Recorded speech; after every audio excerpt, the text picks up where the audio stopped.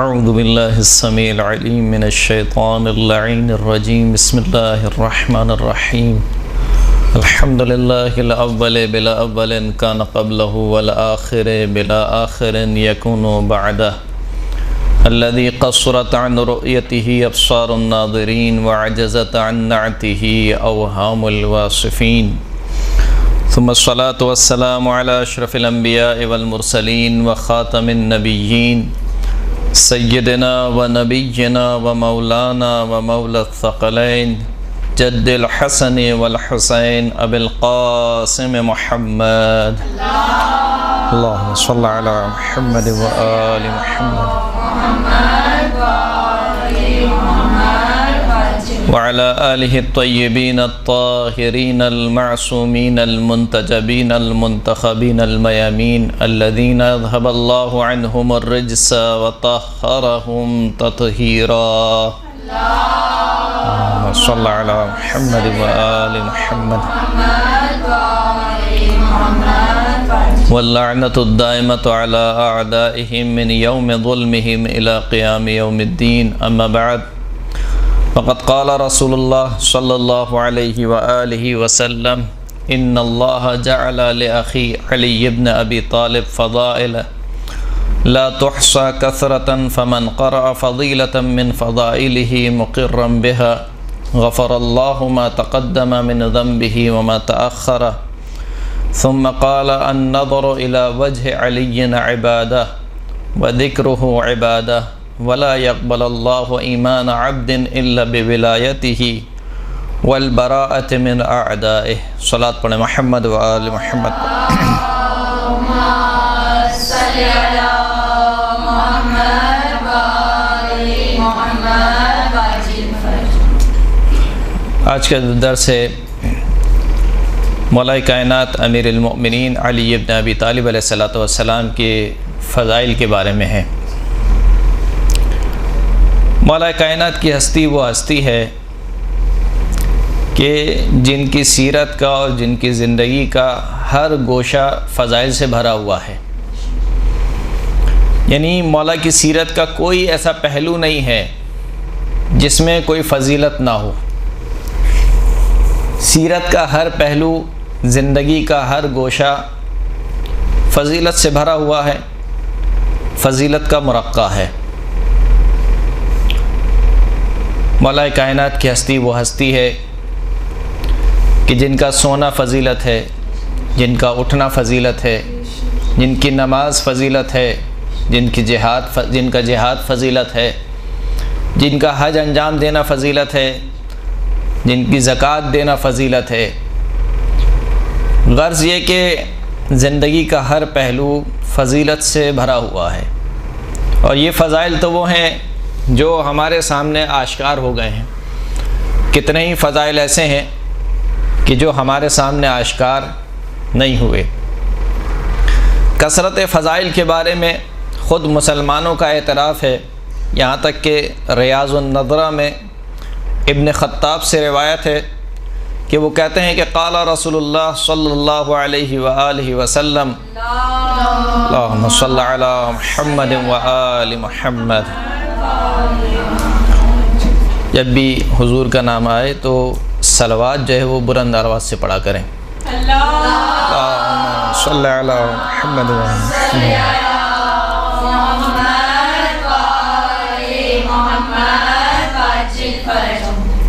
اچھا، یہ بات میں نے اسی وجہ سے نہیں کہی ہے کہ میں اپنے لیے یہ بات کہہ رہا ہوں، خود سرکار کا ارشاد گرامی ہے کہ ارفعوا اصواتکم بالصلاۃ علیہ، مجھ پر درود بھیجتے وقت اپنی آوازوں کو بلند کیا کرو، کیونکہ مجھ پر درود بھیجنا نفاق کو دور کر دیتا ہے۔ تو سرکار ارشاد فرماتے ہیں کہ مکتسب مثل فضل علی یہدی صاحبہ الی الہدی ویردہ عن الردی۔ سرکار فرماتے ہیں کہ کسی فضیلت حاصل کرنے والے نے علی ابن ابی طالب کی جیسی فضیلت حاصل نہیں کی، یعنی جتنے فضائل علی ابن ابی طالب نے حاصل کیے ہیں اتنے کسی نے حاصل نہیں کیے۔ اور علی کی فضیلت کیا ہے یہدی صاحبہ الی الہدی، علی ابن ابی طالب اپنے صاحب کو، اپنے ہم نشین کو ہدایت کرتا ہے صراط مستقیم کی طرف، وَيَرُدَّهُ عَنِ الرَّدَى، اور اپنے صاحب کو، اپنی پیروی کرنے والے کو روک دیتا ہے ہلاکت سے۔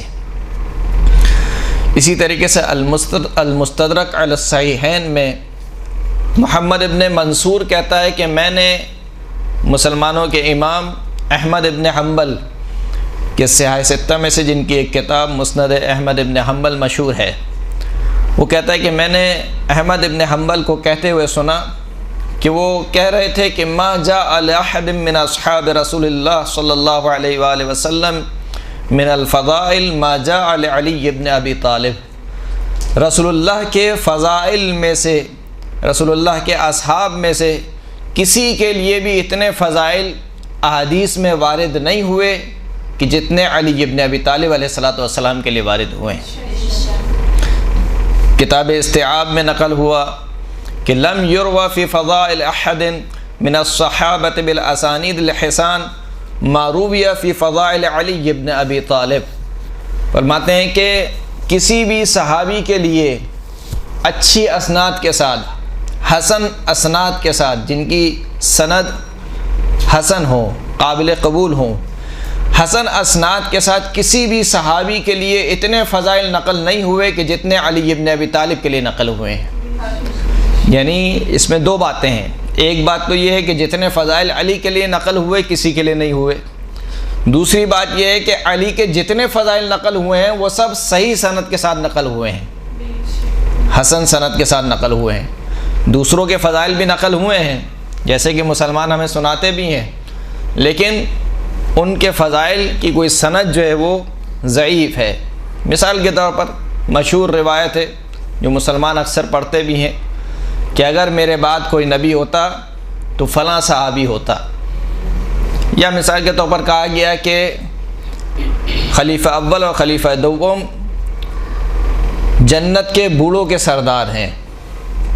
یہ تمام کے تمام روایت اور اس سے مشابہ ملتی جلتی روایت ہیں گی، ان کی سند سب کی ضعیف ہے۔ اول تو یہ فضیلت نہیں ہے، اور دوم یہ کہ ان کی جو اسناد ہیں وہ اسناد بھی ضعیف اسناد ہیں، لیکن علی ابن ابی طالب کے تمام فضائل حسن اسناد کے ساتھ نقل ہوئے ہیں۔ تو یہ علی ابن ابی طالب، اور جیسا کہ میں نے آپ کی خدمت میں سرنامہ کلام کے طور پر سرکار ختمی مرتبت کا قول نقل کیا، فرماتے ہیں کہ ان اللہ جعل لاخی علی ابن ابی طالب فضائل لا تحصى کثرۃ، بے تحقیق اللہ نے میرے بھائی علی ابن ابی طالب کے لیے وہ فضائل قرار دیے ہیں کہ جن کو شمار نہیں کیا جا سکتا۔ اور ایک دوسری روایت میں ہے کہ اللہ نے میرے بھائی علی ابن ابی طالب کے لیے اتنے فضائل قرار دیے ہیں کہ ان کو سوائے اللہ کے اور کوئی شمار نہیں کر سکتا۔ اور پھر سرکار ارشاد فرماتے ہیں کہ من قرأ فضیلۃ من فضائلہ، جو شخص بھی علی کی فضیلت میں سے کسی ایک فضیلت کو پڑھے، مقرم بہا، اور صرف پڑھ کے چھوڑ نہ دے بلکہ اس کا اقرار بھی کرتا ہو، اس فضیلت کا اقرار بھی کرتا ہو، تو اس کی جزا کیا ہے؟ غفر اللہ سبحانہ وتعالی ما غفر اللہ سبحانہ وتعالی لہ ما تقدم من ذنبہ وما تأخر، خداوند کریم اس کے تمام پچھلے گناہوں کو بخش دیتا ہے۔ جو شخص بھی علی ابن ابی طالب کے فضائل میں سے کسی ایک فضیلت کو پڑھے اس حال میں کہ اس فضیلت کا اقرار بھی کرتا ہو، تو اس کی جزا کیا ہے، اس کا ثواب کیا ہے کہ خداوند کریم اس کے تمام پچھلے گناہوں کو بخش دیتا ہے۔ ومن کتب فضیلۃ من فضائلہ لم تزل الملائکۃ تستغفر له ما بقی لتلک الکتابۃ رسم، اگر کوئی شخص علی کے فضائل میں سے کسی ایک فضیلت کو لکھے، جیسے آپ سب الحمدللہ لکھ رہی ہیں، اتنے لکھنے میں مگن ہیں کہ سن نہیں رہی ہیں، اگر علی ابن ابی طالب کے فضائل میں سے کسی ایک فضیلت کو لکھے تو اس کی جزا کیا ہے؟ خدا کریم رسول خدا ارشاد فرماتے ہیں کہ لم تزل الملائکۃ تستغفر لہ، جب تک اس لکھے ہوئے صفحے کے اوپر اس کتابت میں سے کوئی خط اس کا باقی رہے گا، اس وقت تک ملائکہ اس کے لیے استغفار کرتے رہیں گے، اس وقت تک۔ اب جو پینسل سے لکھ رہا ہے وہ خود سوچ لے، اور جو پین سے لکھ رہا ہے وہ خود سوچ لے کب تک باقی رہے گا۔ بہرحال تو ملائکہ اس وقت تک اس کے لیے استغفار کرتے رہیں گے جب تک اس کتابت کا کوئی اثر باقی رہے گا۔ وَمَنِ اسْتَمَعَ إِلَى فَضِيلَةٍ مِّن فَضَائِلِهِ، اور جو شخص علی کے فضائل میں سے کسی فضیلت کو سنے، الحمدللہ یہاں پہ سارے کام ہو رہے ہیں، لکھ بھی رہے ہیں اور سن بھی رہے ہیں اور پڑھ بھی رہے ہیں۔ پہلا ثواب تھا پڑھنے کے بارے میں، دوسرا ثواب تھا لکھنے کے بارے میں، تیسرا ثواب ہے سننے کے بارے میں۔ اگر علی کے فضائل میں سے کسی فضیلت کو سنے، غفر اللہ لہ الذنوب التی اکتسبها بالسمع، خداوند کریم اس کے وہ گناہ معاف کر دیتا ہے جو اس نے کانوں سے کمائے ہیں۔ کانوں کے گناہ کون سے ہیں؟ غیبت، سب سے رائج گناہ ہے عورتوں میں۔ کانوں کا گناہ کیا ہے؟ مثلا غیبت کو سننا، یا مثال کے طور پر مردوں کا رائج گناہ کیا ہے؟ گانا سننا۔ تو خداوند کریم اس کے وہ گناہ معاف کر دے گا جو اس نے کانوں کے ذریعے سے کمائے ہیں۔ وَمَن نَظَرَ إِلَى كِتَابٍ مِّن فَضَائِلِهِ، اور جو شخص کسی ایسی کتاب کی طرف نگاہ کرے، کسی ایسے ورق کی طرف نگاہ کرے کہ جس میں علی کی فضیلت لکھی ہوئی ہو، جیسے ابھی آپ لکھ رہی ہیں، بعد میں انشاءاللہ اس کو دیکھیں گی۔ تو اگر کوئی شخص علی کے فضائل میں سے کسی فضیلت کو لکھا ہوا دیکھے، غفر اللہ الذنوب التی اکتسبها بالنظر، خداوند کریم اس کے وہ گناہ بخش دیتا ہے جو اس نے آنکھوں سے کمائے ہیں۔ اب اس کے بعد اللہ کے رسول ارشاد فرماتے ہیں ثم قال النظر الى وجه علی عبادہ، علی کے چہرے کی طرف نگاہ کرنا عبادت ہے۔ یہ کسی صحابی کے لیے اللہ کے رسول نے ارشاد نہیں فرمایا، یہاں تک کہ ام المومنین فرماتی ہیں کہ ایک روز میرے بابا گھر میں آئے اور مسلسل علی ابن ابی طالب کے چہرے کی طرف دیکھ رہے تھے۔ تو میں نے ان سے پوچھا کہ کیا ہوا ہے آپ کو کہ آپ مسلسل آنکھیں ٹکا کر دیکھ رہے ہیں علی ابن ابی طالب کی طرف؟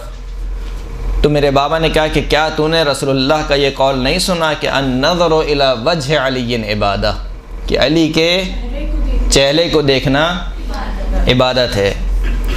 مسجد النبوی میں تمام اصحاب مشغول تھے نمازوں میں، کوئی نماز پڑھ رہا ہے، کوئی قرآن پڑھ رہا ہے۔ کونے میں جناب ابو ذر تھے، وہ کچھ نہیں کر رہے تھے، فقط علی ابن ابی طالب کو دیکھ رہے تھے۔ تو کہا کہ کوئی نماز پڑھ رہا ہے، کوئی قرآن پڑھ رہا ہے، آپ ایسے ہی بیٹھے ہوئے؟ کہا نہیں، وہ بھی عبادت کر رہے ہیں، میں بھی عبادت کر رہا ہوں۔ کیا تو نے رسول اللہ کو نہیں سنا کہ النظر الی وجہ علی عبادہ، علی کے چہرے کی طرف دیکھنا عبادت ہے۔ اب یہ فضیلت ہے، لیکن بہرحال کچھ مسلمان اس کی تعویل کرتے ہیں کہ یہ جو اللہ کے رسول نے کہا ہے نا کہ النظر الی وجہ علی عبادہ، اس کی وجہ کیا ہے؟ کہ اس کی وجہ یہ ہے کہ مولا کائنات کی زبان مبارک پر ہمیشہ کلمہ لا الہ الا اللہ رہتا تھا، ہمیشہ۔ تو جب بھی کوئی علی ابن ابی طالب کو دیکھتا تھا تو وہ اس کلمے کی یاد میں محو ہو جاتا تھا کہ وہ کلمہ جو مولا کی زبان پر جاری ہوا۔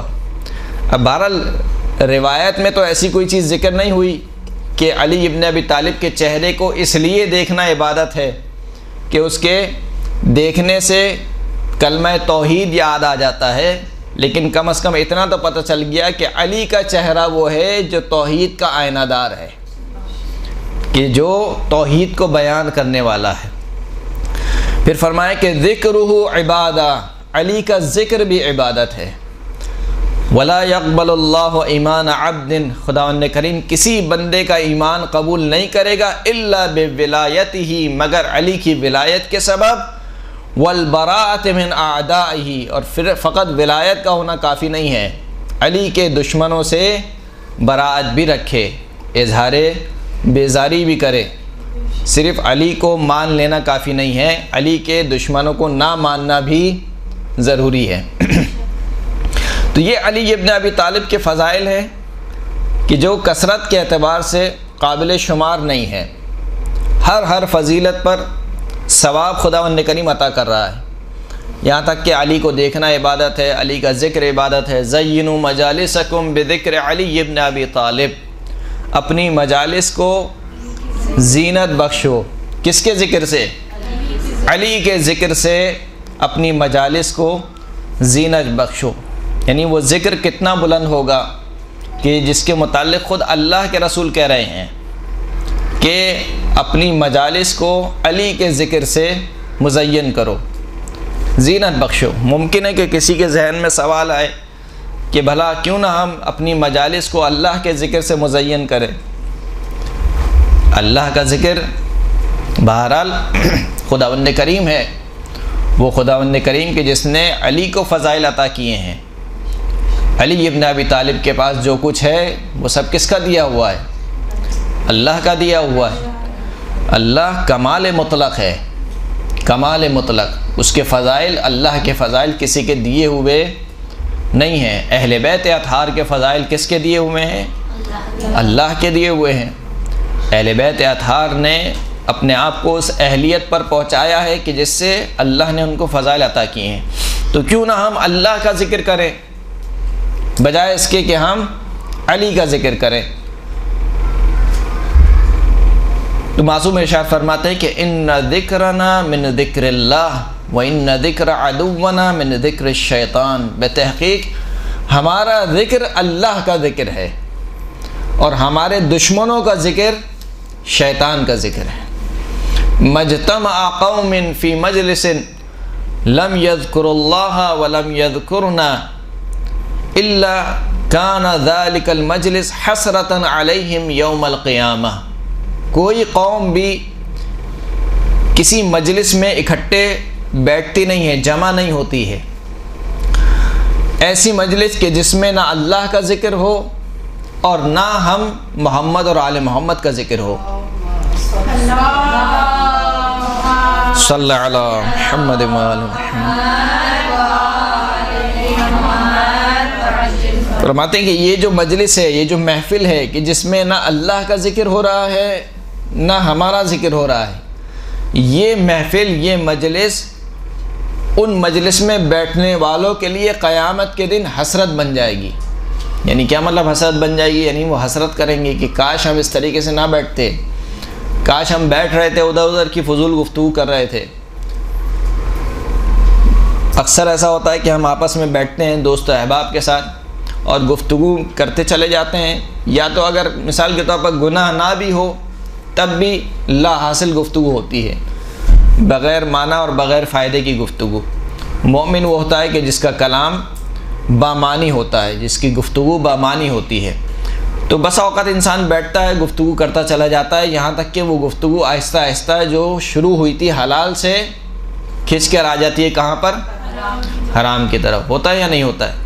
بات نکلی تھی مثال کے طور پر کل تم شادی میں آئی تھی، اس میں کوئی حرام کام نہیں ہے. اچھا شادی میں کیا تھا؟ مثلا فلاں تھا. شادی میں کھانا کیا تھا؟ فلاں تھا. اب تم نے اس کو دیکھا تھا کہ وہ فلاں کر کے آئی تھی، تم نے فلاں کو دیکھا تھا وہ اس طریقے سے آئی تھی. یا مثال کے طور پر مردوں کی گفتگو کہ تم نے فلاں کو دیکھا تھا وہ کیسا لباس پہنا ہوا تھا، تم نے فلاں کو دیکھا تھا وہ کس حلیے میں آیا تھا.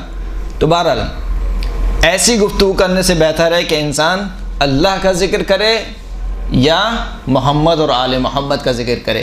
اس لیے کہ اللہ کا ذکر جدا نہیں ہے محمد اور آل محمد سے.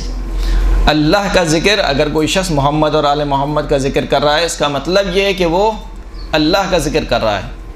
عباد ابن کثیر ایک راوی ہے، وہ یہ کہتا ہے کہ میں نے چھٹے امام کی خدمت میں عرض کی کہ ابھی جب میں آپ کی خدمت میں آ رہا تھا تو میرا گزر ہوا ایک ایسے شخص سے کہ جو قصہ سنایا کرتا تھا. یعنی اس کا کام یہی تھا، قصہ گوئی، داستانیں سنایا کرتا تھا. کہاں میرا گزر ہو رہا تھا ایک قصہ سنانے والے کے پاس سے، اور وہ یہ کہہ رہا تھا کہ ذالک المجلس الذی لا یشقی بہ جلیس. یہ جو میری محفل ہے جس میں میں داستانیں سنا رہا ہوں، یہ وہ محفل ہے کہ جس میں بیٹھنے والا کبھی بدبخت نہیں ہوتا. امام نے سنا اور کہا کہ ہیہات ہیہات ہیہات، کتنا دور ہے، کتنا دور ہے۔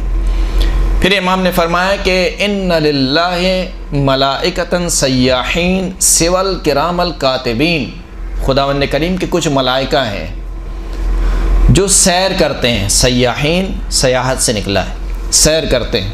سوى الکرام الکاتبین، کرام الکاتبین کے علاوہ۔ کرام الکاتبین کون سے ملائکہ ہیں؟ جو ہمارے اعمال لکھتے ہیں۔ کرام الکاتبین کے علاوہ کچھ ملائکہ ہیں جو زمین میں سیر کرتے ہیں۔ سیر کرتے ہیں، کیا کرتے ہیں؟ فرماتے ہیں کہ فَإِذَا مَرُّوا بِقَوْمٍ يَذْكُرُونَ مُحَمَّدًا وَآلَ مُحَمَّدٍ قَالُوا قِفُوا فَقَدْ أَصَبْتُمْ حَاجَتَكُمْ، جب وہ گزرتے ہیں کسی ایسی قوم کے پاس سے جو محمد اور آل محمد کا ذکر کر رہی ہوتی ہے، تو ملائکہ آپس میں کہتے ہیں کہ قِفُوا، رک جاؤ، ٹھہر جاؤ۔ فقد اصبتم حاجتکم، تمہیں تمہاری حاجت مل گئی، یعنی تم جس کام کے لیے نکلے تھے وہ کام پورا ہو گیا۔ انسان بسا اوقات نکلتا ہے بہت سے کاموں کے لیے، بسا اوقات وہ کام نہیں ہوتے، بسا اوقات وہ کام ہو جاتے ہیں۔ وہ ملائکہ کہتے ہیں کہ ہم جس چیز کے لیے سیر کر رہے تھے وہ کام ہمیں مل گیا، قفو، یہاں پر ٹھہر جاؤ۔ فیجلسون، بس یہ ملائکہ ان محمد اور آل محمد کا ذکر کرنے والوں کے ساتھ بیٹھ جاتے ہیں۔ یہ کافی کی روایت ہے، محمد اور آل محمد کا ذکر کرنے کے بعد کرنے والوں کے ساتھ بیٹھ جاتے ہیں۔ فَيَفْقَهُونَ مَعَهُمْ، اور بیٹھنے کے بعد صرف بیٹھتے نہیں ہیں، جیسے بسا اوقات کچھ لوگ مجلس میں آتے ہیں وہ صرف اصالہ ثواب کے لیے آتے ہیں وہ چلے جاتے ہیں، اب مولانا نے کیا پڑھا اور کیا سنا ان کو نہیں معلوم، بہرحال ثواب تو حاصل ہو جاتا ہے۔ کہتے ہیں کہ وہ بیٹھتے ہیں، فَيَفْقَهُونَ مَعَهُمْ، بیٹھنے کے بعد صرف بیٹھنے پر اکتفا نہیں کرتے، وہ جو ذکر کر رہے ہوتے ہیں اس کو سمجھتے ہیں۔ یفقہون فقہ سے نکلا ہے۔ فقہ کے معنی کیا ہے؟ ایک ہے علم یعنی جان لینا، اور ایک ہے فقہ یعنی سمجھنا، مسئلے کو سمجھنا۔ تو کہا کہ وہ محمد اور آل محمد کا ذکر کرنے والوں کے ساتھ بیٹھ جاتے ہیں اور وہ جو ذکر کر رہے ہوتے ہیں اس کو سمجھتے بھی ہیں۔ فَإِذَا قَامُوا عَادُوا مَرْضَاهُمْ، اور جب وہ لوگ جدا ہو جاتے ہیں یعنی مجلس برخاست ہو جاتی ہے، لوگ اپنے اپنے گھر چلے جاتے ہیں، اگر ان میں سے کوئی مریض ہو جائے تو کیا ہوتا ہے؟ عَادُوا مَرْضَاهُمْ، تو وہ اس مریض کی عیادت کے لیے جاتے ہیں، یہ ملائکہ اس مریض کی عیادت کے لیے جاتے ہیں۔ وَشَهِدُوا جَنَائِزَهُمْ، اگر خدا نخواستہ ان میں سے کوئی فوت ہو جائے، دنیا سے چلا جائے، یہ ملائکہ اس کے جنازے پر حاضر ہوتے ہیں۔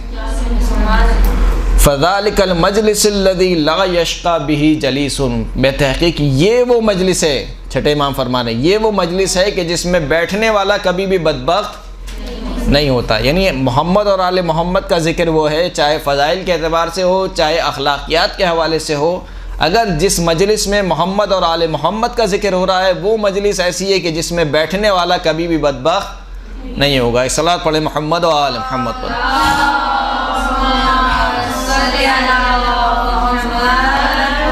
اور بالخصوص وہ مجلس کہ جس میں امیر المومنین کے فضائل بیان کیے جائیں، اس مجلس کے بارے میں ام سلمہ سے روایت ہے، فرماتی ہیں کہ سمعت رسول اللہ صلی اللہ علیہ وآلہ وسلم، میں نے رسول اللہ صلی اللہ علیہ وآلہ وسلم کو کہتے ہوئے سنا، یقول مجتمع قوم یذکرون فضل علی بن ابی طالب، کوئی قوم بھی جمع نہیں ہوتی ایسی قوم جو علی ابن ابی طالب کی فضیلت کو ذکر کرے، فضائل کو ذکر کرے۔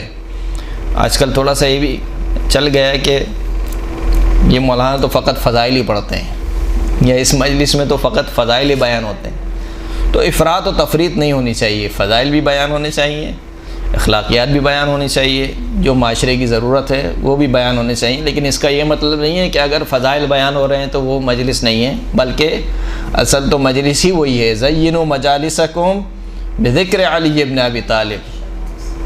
تو کہا کہ کوئی قوم بھی جمع نہیں ہوتی جو علی ابن ابی طالب کی فضیلت کو جمع کرے، ذکر کرے، الا حبطت علیہم ملائکۃ السماء، مگر یہ کہ اس محفل میں آسمان کے ملائکہ اتر کے آتے ہیں۔ جس محفل میں کیا ہو رہا ہے؟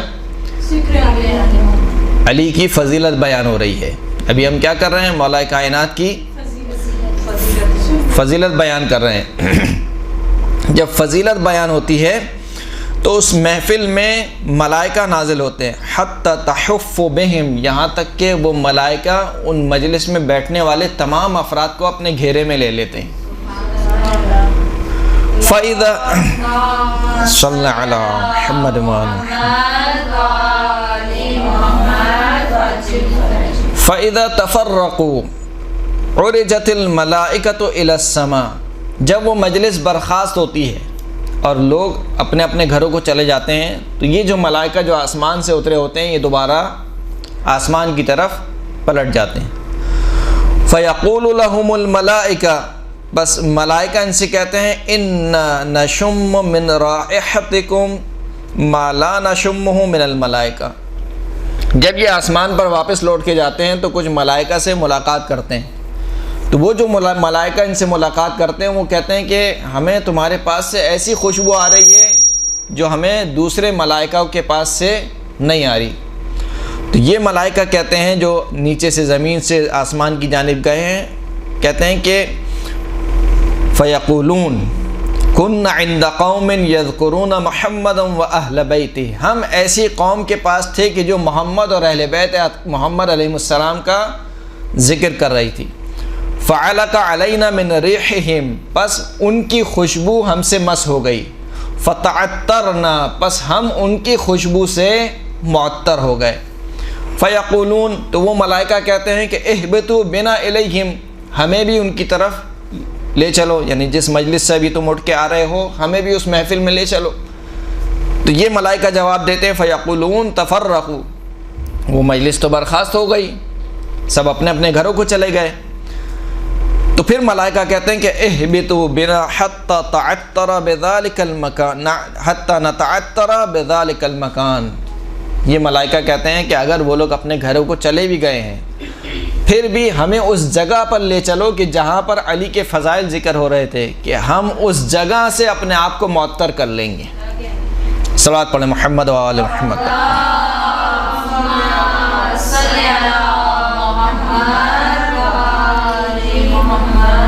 تو یہ جو مولا کائنات کے فضائل ہیں یہ فقط فضائل نہیں ہیں، جتنی بھی فضیلتیں مولا کائنات کی بیان ہوئی ہیں، کسی بھی انسان کی زندگی کے یا کسی بھی انسان کے وجود کے 3 مرحلے ہیں۔ پہلا مرحلہ ہے اس کی ولادت سے پہلے کا مرحلہ، یعنی عالم ارواح کا، جب ہماری روح کہاں پر تھی؟ عالم ارواح میں تھی، یا عالم ذر جسے کہا جاتا ہے۔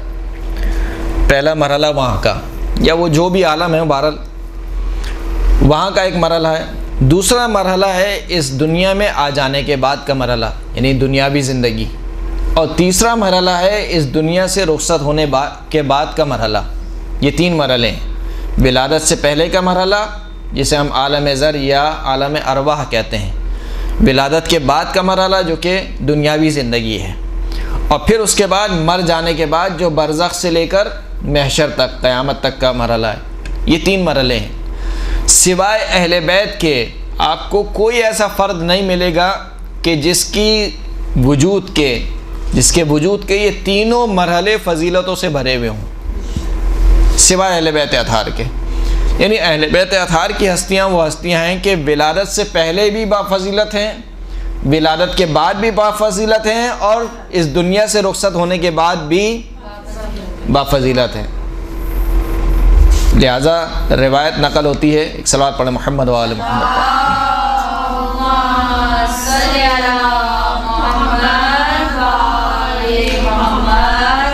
اب مولا کائنات کی زندگی کا جو ولادت سے پہلے کا مرحلہ ہے، یعنی اس عالم کا مرحلہ جب ابھی دنیا نہیں بنی تھی، جب ابھی یہ ہستیاں دنیا میں نہیں آئی تھی۔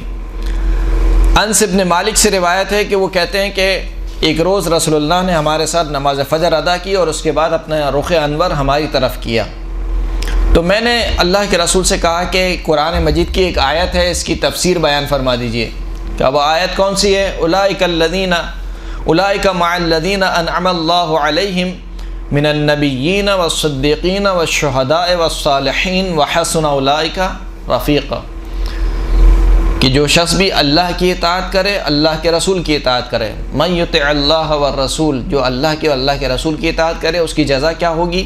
اولئک مع الذین انعم اللہ علیہم، وہ ایسے افراد کے ساتھ ہوگا کہ جن پر اللہ نے اپنا انعام کیا، اللہ نے جن کو اپنی نعمتیں نازل کی۔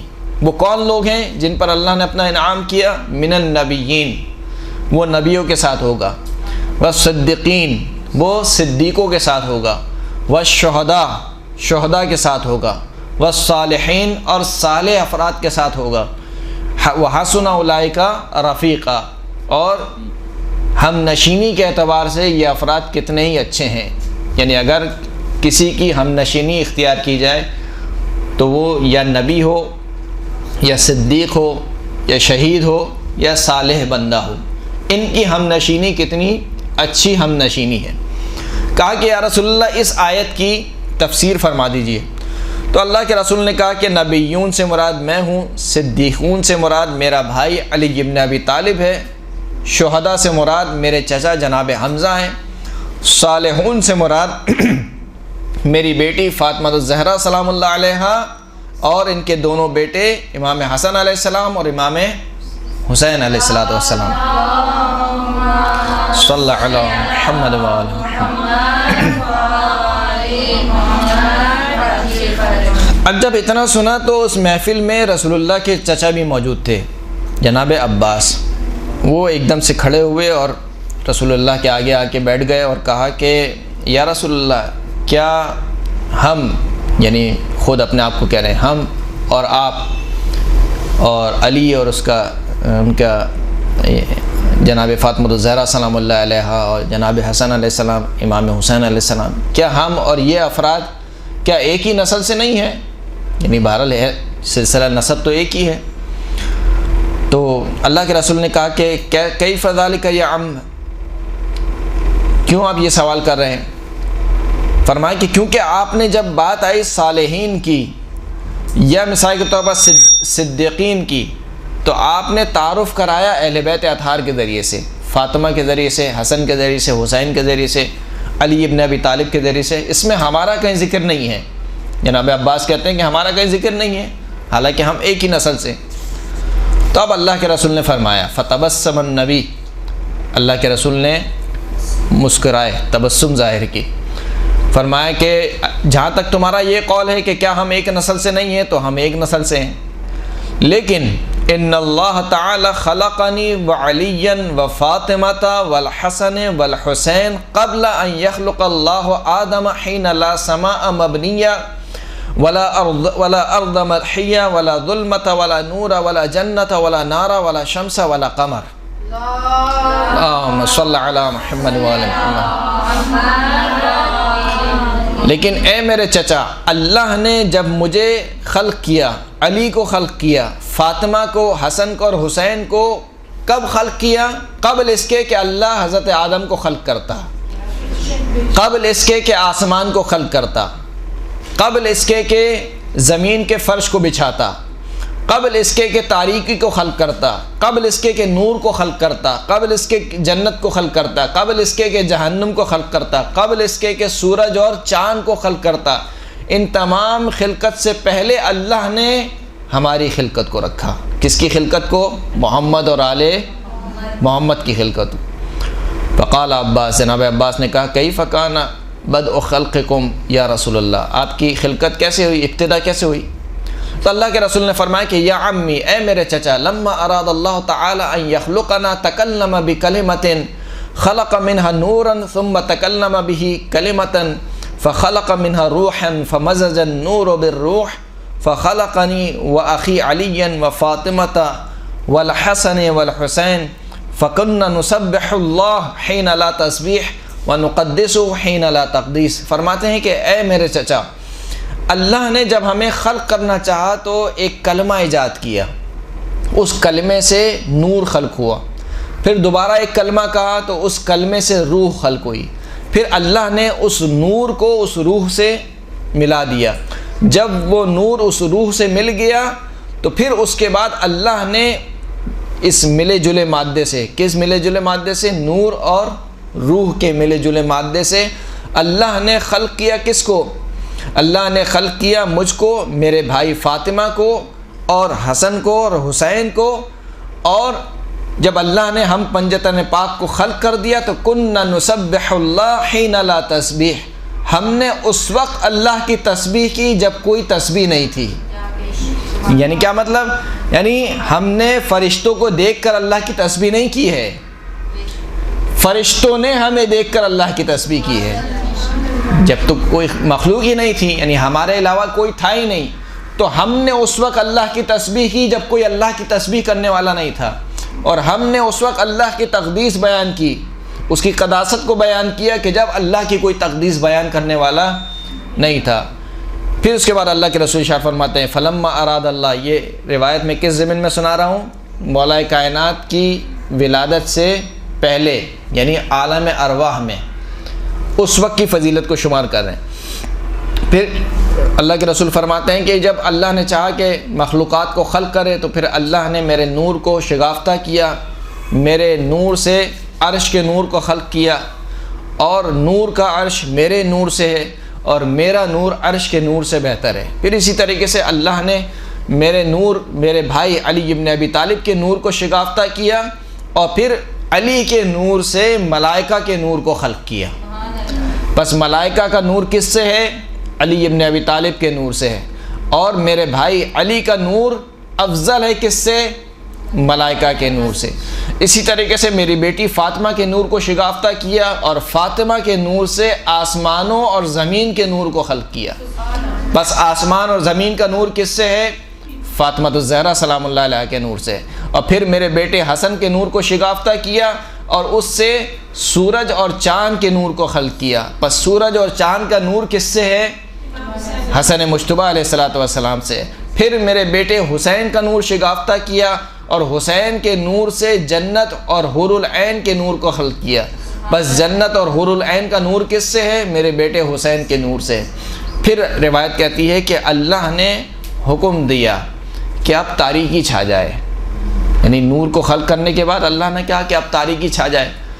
بادلوں کی طریقے سے تاریکی چھا گئی۔ جب تمام عالم میں تاریکی چھا گئی فوجت الملائکۃ بالتسبیح والتقدیس، تو بس ملائکہ نے تسبیح اور تقدیس کو چیخ و پکار کے ذریعے، یعنی ایک ہوتا ہے تسبیح و تقدیس آہستہ آہستہ زبان سے ادا کرنا، ایک ہوتا ہے چلانا، چیخنا۔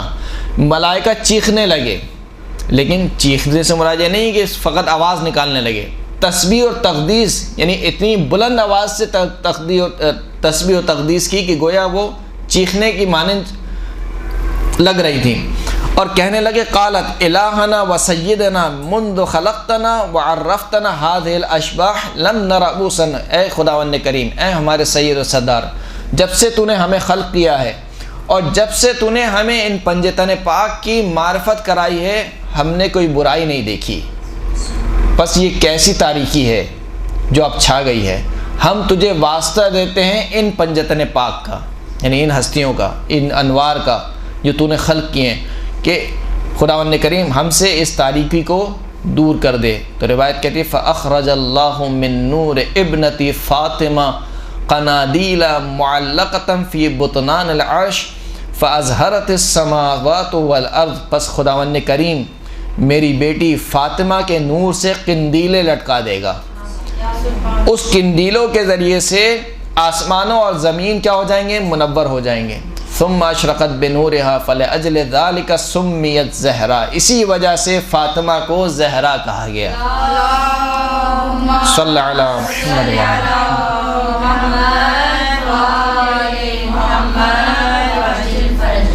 بس خداوند کریم نے ملائکہ کی طرف وحی نازل کی کہ ھذا نور اخترعته من نور جلالی لامۃ فاطمہ ابنت حبیبی، یہ جو نور تم اب دیکھ رہے ہو، یہ نور اس کو میں نے خلق کیا ہے اپنی جلالت کے نور سے، اور یہ نور میری کنیز فاطمہ کے لیے ہے، یعنی میری کنیز فاطمہ کا نور ہے۔ کون فاطمہ؟ ابنت حبیبی، میرے حبیب کی بیٹی، وزوجت ولی، میرے ولی کی زوجہ، واخی نبی، اور میرے نبی کے بھائی کی زوجہ، وابی حججی علی عبادی، اور میرے بندگان پر جو حجت خدا ہیں ان کے باپ کی، یعنی ان کے والد گرامی کی زوجہ، اشہدکم ملائکتی انی قد جعلت ثواب تسبیحکم و تقدیسکم لہذ المرأۃ و شیعتها، میں تم ملائکہ کو گواہ بناتا ہوں کہ میں نے تمہاری تسبیح اور تمہاری تقدیس کا ثواب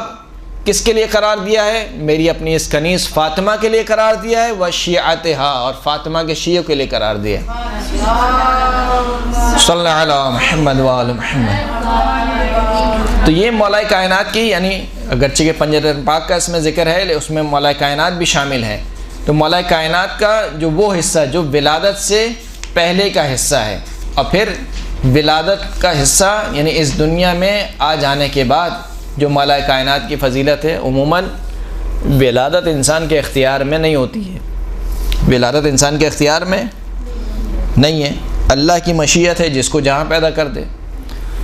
الحمدللہ اللہ نے ہمیں ایسے گھرانے میں پیدا کیا جو اہل بیت کے ماننے والے ہیں، اہل بیت سے عقیدت رکھتے ہیں۔ شیعہ نے علی ابن ابی طالب کا گھرانے میں خداوند کریم نے ہمیں پیدا کیا، اگر وہ چاہتا تو کہیں اور بھی پیدا کر سکتا تھا۔ یہ وہ نعمت ہے کہ جس نعمت پر جتنا شکر ادا کیا جائے اتنا ہی کم ہے، اور جتنی بڑی نعمت ہوتی ہے امتحان بھی اتنا بڑا ہوتا ہے۔ ہمارا امتیاز یہ ہے، ہماری فضیلت یہ ہے کہ اللہ نے ہمیں علی کے شیعوں میں سے قرار دیا، اور جب ہم جائیں گے تو ہمارا حساب کتاب بھی کیسے ہوگا؟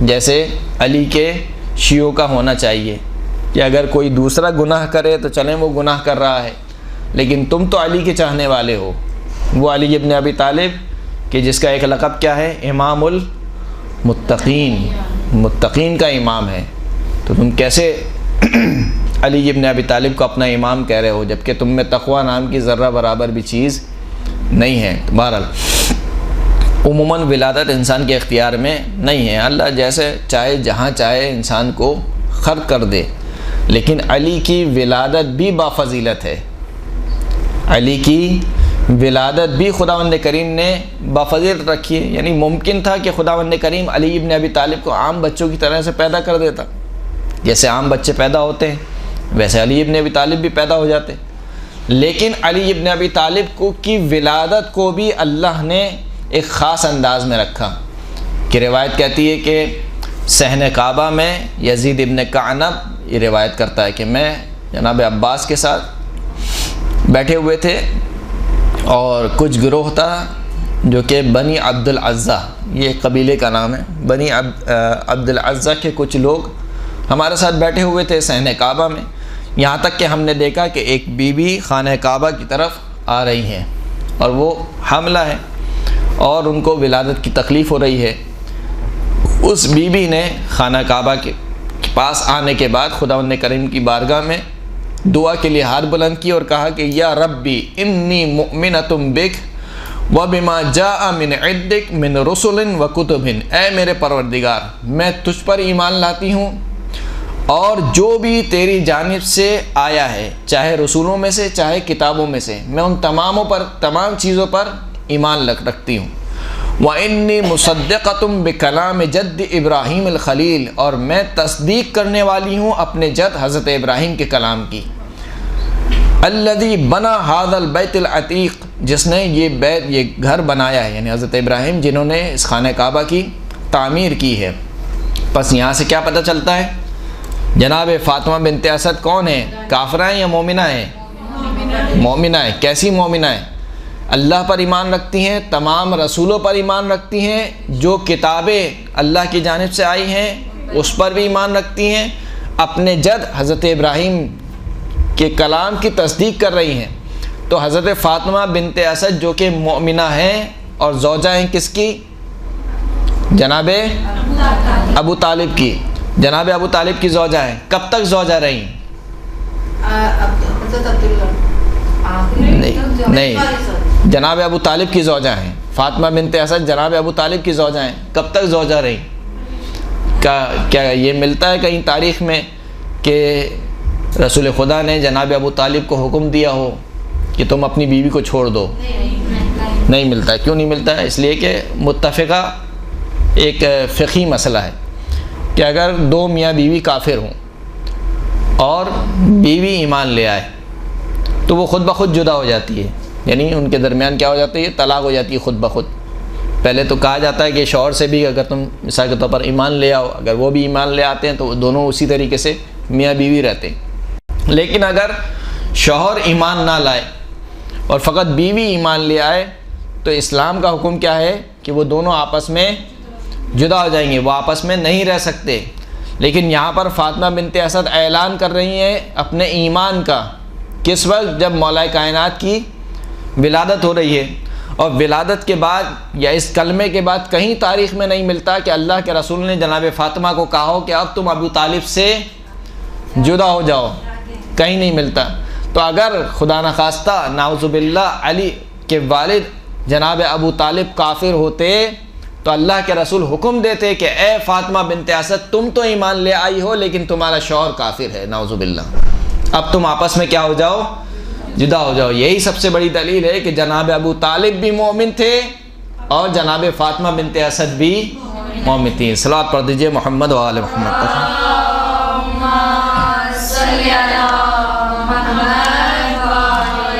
یہاں پر اس روایت کو روکتے ہیں، کچھ ٹائم ہو گیا بریک کا، انشاءاللہ اگلے درس میں اسی سے کنٹینیو کریں گے۔ اعوذ باللہ السمیع العلیم من الشیطان اللعین الرجیم،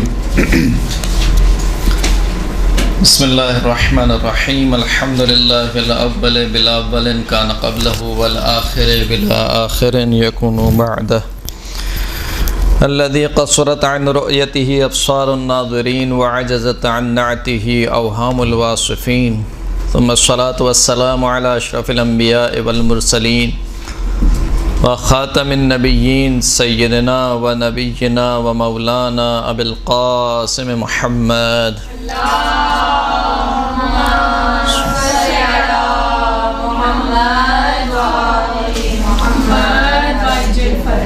وعلى آله الطيبين الطاهرين المعصومين الذين أذهب الله عنهم الرجس وطهرهم تطهيرا، اللهم صل على محمد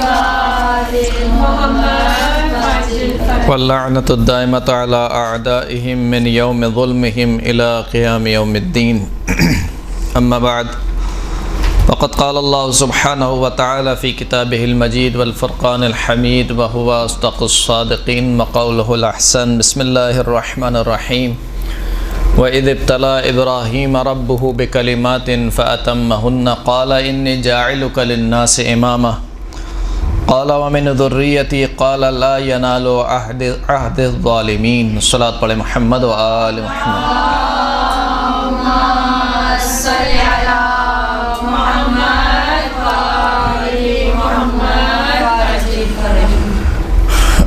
گفتگو ہماری مولا کائنات امیر المؤمنین کے فضائل میں تھی۔ عرض یہ کر رہے تھے کہ مولا کائنات کا جو وجود ہے اس کے جو 3 مرحلے ہیں، اس دنیا میں آنے سے پہلے کا مرحلہ، اس دنیا میں آنے کے بعد کا مرحلہ اور اس دنیا سے چلے جانے کے بعد کا مرحلہ، یہ تینوں جو مراحل ہیں وہ فضیلتوں سے بھرے ہوئے ہیں۔ بالخصوص مولا کائنات کے فضائل عالم ارواح سے شروع ہوتے ہیں، یہاں تک کہ اس مادی دنیا کی ابتدا سے ہی مولا کائنات کے فضائل شروع ہو جاتے ہیں۔ یعنی جس انداز میں ولادت ہوئی ہے وہ ولادت ہی فضیلت رکھتی ہے کہ اس انداز میں کسی بچے کی ولادت نہیں ہوئی۔ عرض کر رہے تھے روایت میں کہ بی بی فاطمہ بنت اسد خانہ کعبہ کے نزدیک آئیں اور انہوں نے اللہ کی بارگاہ میں دعا کی کہ خداوند کریم میں تجھ پر ایمان رکھتی ہوں، جو تیرے رسول ہیں ان پر ایمان رکھتی ہوں، جو تیری جانب سے کتابیں نازل ہوئی ہیں ان پر ایمان رکھتی ہوں، اپنے جد حضرت ابراہیم کے کلام کی تصدیق کرتی ہوں، جو اس بات کی علامت ہے کہ فاطمہ بنت اسد مومنہ خاتون تھیں، اور کہیں پر بھی ہمیں تاریخ میں نہیں ملتا کہ رسول اللہ نے حکم دیا ہو جناب فاطمہ بنت اسد کو کہ تم ابو طالب سے جدا ہو جاؤ۔ جناب فاطمہ بنت اسد مرتے دم تک جناب ابو طالب کی زوجہ رہیں۔ جناب فاطمہ بنت اسد کے جن کا مقام بہت بلند ہے، کہ جنہوں نے رسول اللہ کی تربیت کیسے کی ہے کہ جب جناب فاطمہ بنت اسد کی وفات ہوتی ہے، رسول اللہ خود جناب فاطمہ بنت اسد کی قبر میں داخل ہوتے ہیں اور کہتے ہیں کہ یا امی بعد امی، اے میری ماں کے بعد میری ماں، یعنی رسول اللہ کو اس طریقے سے پالا ہے جس طریقے سے ایک ماں پالتی ہے، کہ اے میری وہ ماں کہ جس نے اپنے بچوں کو بھوکا سلایا لیکن مجھے بھوکا نہیں رہنے دیا، جو اپنے بچوں کے لیے جاگتی رہی ہے لیکن مجھے چین سے سلائے رکھا، یہاں تک کہ رسول اللہ نے خود اپنے پیراہن میں جناب فاطمہ بنت اسد کو کفن دیا۔ تو وہ فاطمہ بنت اسد وہ خانہ کعبہ کے نزدیک آئیں، دعا کرنے کے بعد اب کہتی ہیں فَبِحَقِّ الَّذِي بَنَا هَذَا الْبَيْتِ وَبِحَقِّ الْمَوْلُودِ الَّذِي فِي بَطْنِي إِلَّا مَا يَسَّرْتَ عَلَيَّ وِلَادَتِي، اے خداوند کریم تجھے واسطہ ہے اس ہستی کا جس نے یہ خانہ کعبہ بنایا ہے۔ کس نے بنایا خانہ کعبہ؟ حضرت ابراہیم اور حضرت اسماعیل نے، تو یہ حضرت ابراہیم کا واسطہ۔ وَبِحَقِّ الْمَوْلُودِ الَّذِي فِي بَطْنِي، خدایا تجھے اس مولود کا واسطہ ہے جو میرے شکم میں ہے۔ مولا کائنات وہ ہیں جو شکم مادر میں مشکل کشائی کرتے ہیں، کہا کہ خدایا اس مولود کا واسطہ ہے، مولا کائنات کا تجھے واسطہ ہے، الا یسرت لی ولادتی، خداوند کریم میرے لیے اس مولود کی ولادت کو آسان فرما دے۔ یزید ابن کعنب کہتا ہے کہ جیسے ہی فاطمہ بنت اسد کے الفاظ یہاں پر ابھی ختم ہوئے تھے کہ ہم نے دیکھا کہ ایک مرتبہ دیوار کعبہ شک ہوئی اور جناب فاطمہ بنت اسد خانہ کعبہ میں داخل ہوئیں۔ ہم نے بہت چاہا کہ خانہ کعبہ کے دروازے کو کھولیں لیکن خانہ کعبہ کا دروازہ نہیں کھلا۔ 3 دن تک جناب فاطمہ بنت اسد خانہ کعبہ میں رہیں، 3 دن تک مولا کائنات نے اپنی آنکھیں نہیں کھولیں۔ کیوں نہیں کھولیں؟ کیونکہ خانہ کعبہ میں بت رکھے ہوئے تھے۔ اس وقت مولا کائنات نے اپنی آنکھیں کھولیں جب مولا کائنات رسول اللہ صلی اللہ علیہ وآلہ وسلم کے آغوش میں آئے۔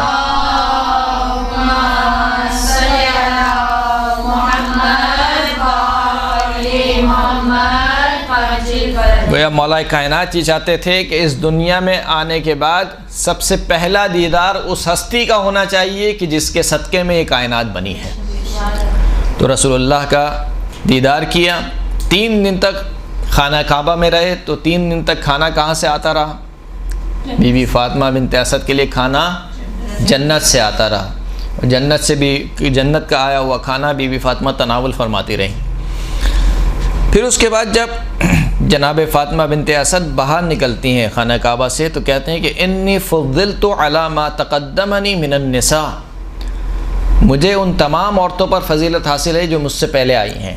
کیوں؟ لأن آسیہ ابن مزاحم عبدت اللہ سرا فی موضع لا يحب اللہ ان یعبد فیہ الا اضطرارا، کیونکہ جو آسیہ بنت مزاحم تھی، کون تھی جناب آسیہ بنت مزاحم؟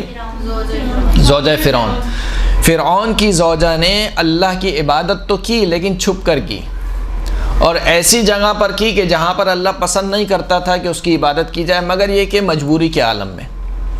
وَإِنَّ مریم ابنت عمران حزت النخلۃ اليابسۃ بیدہا حتی اکلت منہا رطبا جنیا، اور مریم بنت عمران جناب عیسیٰ کی والدہ، انہوں نے کھجور کے خشک تنے کو ہلایا یہاں تک کہ اس پہ خرما یعنی تر کھجوریں اس سے نیچے گری، اور وہی انہی کھجوروں کو جناب مریم نے تناول فرمایا۔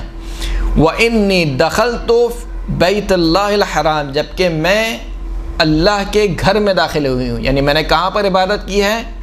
جو اللہ کا گھر ہے۔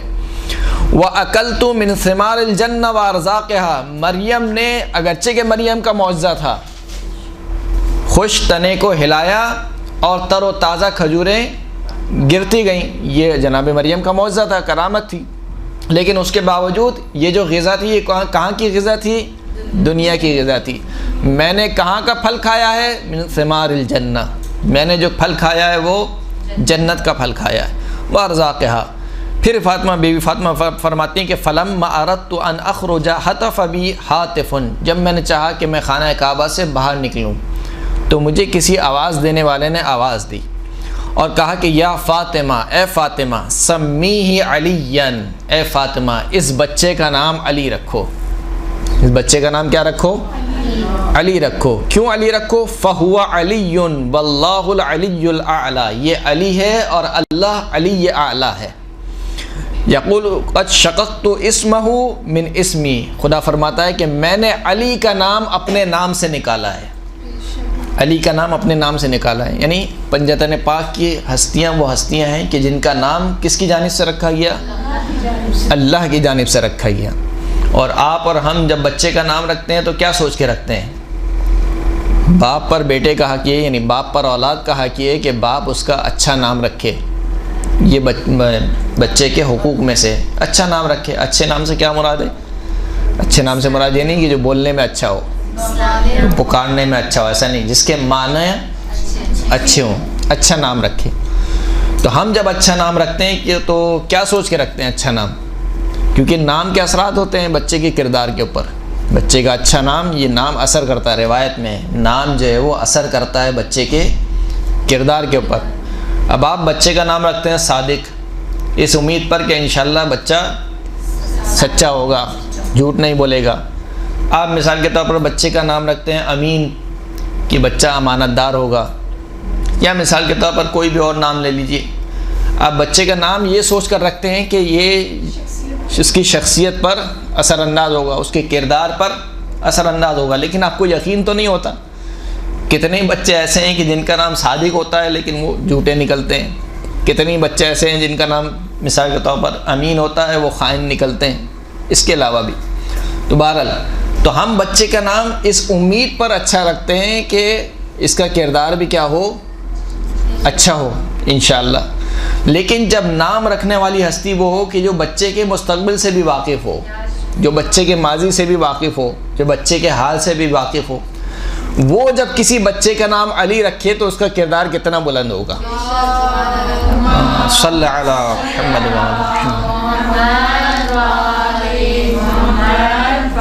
فرمایا کہ اے فاطمہ اس بچے کا نام علی رکھو، کہ میں نے اس کا بچے کا نام اپنے نام سے نکالا ہے. اور یہ نہیں کہ فقط نام نکالا ہے. وَأَدَّبْتُهُ بِآدَابِي، میں نے اپنے آداب سے اس بچے کی تربیت کی ہے. وَأَوْقَفْتُهُ عَلَى غَامِضِ عِلْمِي، میں نے اس بچے کو علم کی گہرائیوں تک رسائی دی ہے. یعنی اس کا علم کس سے دیا ہوا ہے؟ اللہ کا دیا ہوا ہے. وَهُوَ الَّذِي يَكْسِرُ الْأَصْنَامَ فِي بَيْتِي، یہی وہ بچہ ہے جو میرے گھر میں رکھے ہوئے بتوں کو توڑے گا. وَهُوَ الَّذِي يُؤَذِّنُ عَلَى ظَهْرِ بَيْتِي، یہی وہ بچہ ہے جو میرے گھر کی پشت پر اذان دے گا. وَيُقَدِّسُنِي وَيُمَجِّدُنِي فَطُوبَى لِمَنْ أَحَبَّهُ، پس خوشخبری ہو اس کے لیے جو اس بچے سے محبت رکھے. وَأَطَاعَهُ، اور اس بچے کی اطاعت کرے. وَوَيْلٌ لِمَنْ أَبْغَضَهُ وَعَصَاهُ، اور وائے ہو، عذاب ہو خدا کا اس پر جو اس بچے سے بغض رکھے اور اس کی معصیت کرے. تو یہ مولا کائنات کی فضیلت. یہاں تک کہ روایت کہتی ہے کہ مولا کائنات نے جو پہلی غذا لی ہے وہ کیا ہے؟ مولا کائنات کی پہلی غذا رسول اللہ کی زبان مبارک چوستے رہے، نہیں رسول اللہ کا لعاب دہن. پہلی غذا مولا کائنات کی رسول اللہ کا لعاب دہن. یہ علی کا امتیاز ہے، یہ علی کے بچوں کا امتیاز ہے. امام حسن مجتبیٰ کی پہلی غذا رسول اللہ کا لعاب دہن. امام حسین کی پہلی غذا رسول اللہ کا لعاب. یہاں تک جناب حسین کے بارے میں ملتا ہے کہ 6 ماہ تک ماں کا دودھ نہیں پیا. 6 ماہ تک رسول اللہ کا لعاب دہن سے ہی سیراب ہوتے رہے. یہ لعاب دہن مولا کائنات کی کیا تھی؟ پہلی غذا تھی. اور اس لعاب کی تاثیر کیا تھی؟ اس لعاب دہن کی تاثیر، اس لعاب دہن کی تاثیر یہ تھی کہ جب مولا کائنات کو ظاہری خلافت ملی تو مولا کائنات مسجد کوفہ کے ممبر پر تشریف لے گئے. رسول اللہ کا امامہ پہنے ہوئے، رسول اللہ کی عبا پہنے ہوئے، رسول اللہ کی نعلین پہنے ہوئے، یہاں تک کہ جو تلوار حمائل کی ہوئی تھی وہ بھی رسول اللہ کی تلوار. رسول اللہ کے زیورات سے آراستہ ہو کر ممبر پر جلوہ افروز ہوئے. اور ممبر پر آنے کے بعد کہا ایھا الناس سلونی قبل ان تفقدونی، اے لوگو مجھ سے پوچھو قبل اس کے کہ مجھے کھو دو. یہ نہیں کہا کہ مجھ سے پوچھو قبل اس کے کہ میں تمہارے درمیان سے چلے جاؤں. کہا نہیں، مجھ سے پوچھو قبل اس کے کہ تم مجھے کھو دو. اس کا مطلب ہے کہ بسا اوقات امام لوگوں کے درمیان ہوتا ہے، لیکن لوگ امام کو کھو دیتے ہیں، نہیں پہچان پاتے. جیسے کہ آج کا زمانہ ہے، غیبت کا زمانہ ہے. غیبت کا مطلب یہ نہیں ہے کہ امام کا ہم سے رابطہ نہیں ہے یا وہ ہمارے درمیان نہیں ہے، وہ ہم سے جدا ہو گئے. فرق صرف یہ ہے کہ ہم ان کو دیکھ کر بھی نہیں پہچان پاتے. تو کہا کہ سرونی قبل ان تفقدونی، اے لوگوں مجھ سے پوچھو قبل اس کے کہ مجھ کو کھو دو. پھر مولا کائنات نے جو اپنا ہاتھ سے اشارہ کیا اور اپنا ہاتھ اپنے شکم مبارک پر رکھا اور کہا کہ واللہ ھذا صفۃ العلم، خدا کی قسم لوگوں کا پیٹ کس چیز کا خزانہ ہوتا ہے؟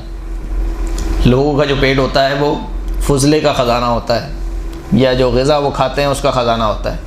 علی ابن ابی طالب کہہ رہے ہیں کہ واللہ ھذا صفۃ العلم، خدا کی قسم علی کا یہ پیٹ علم کا خزانہ ہے.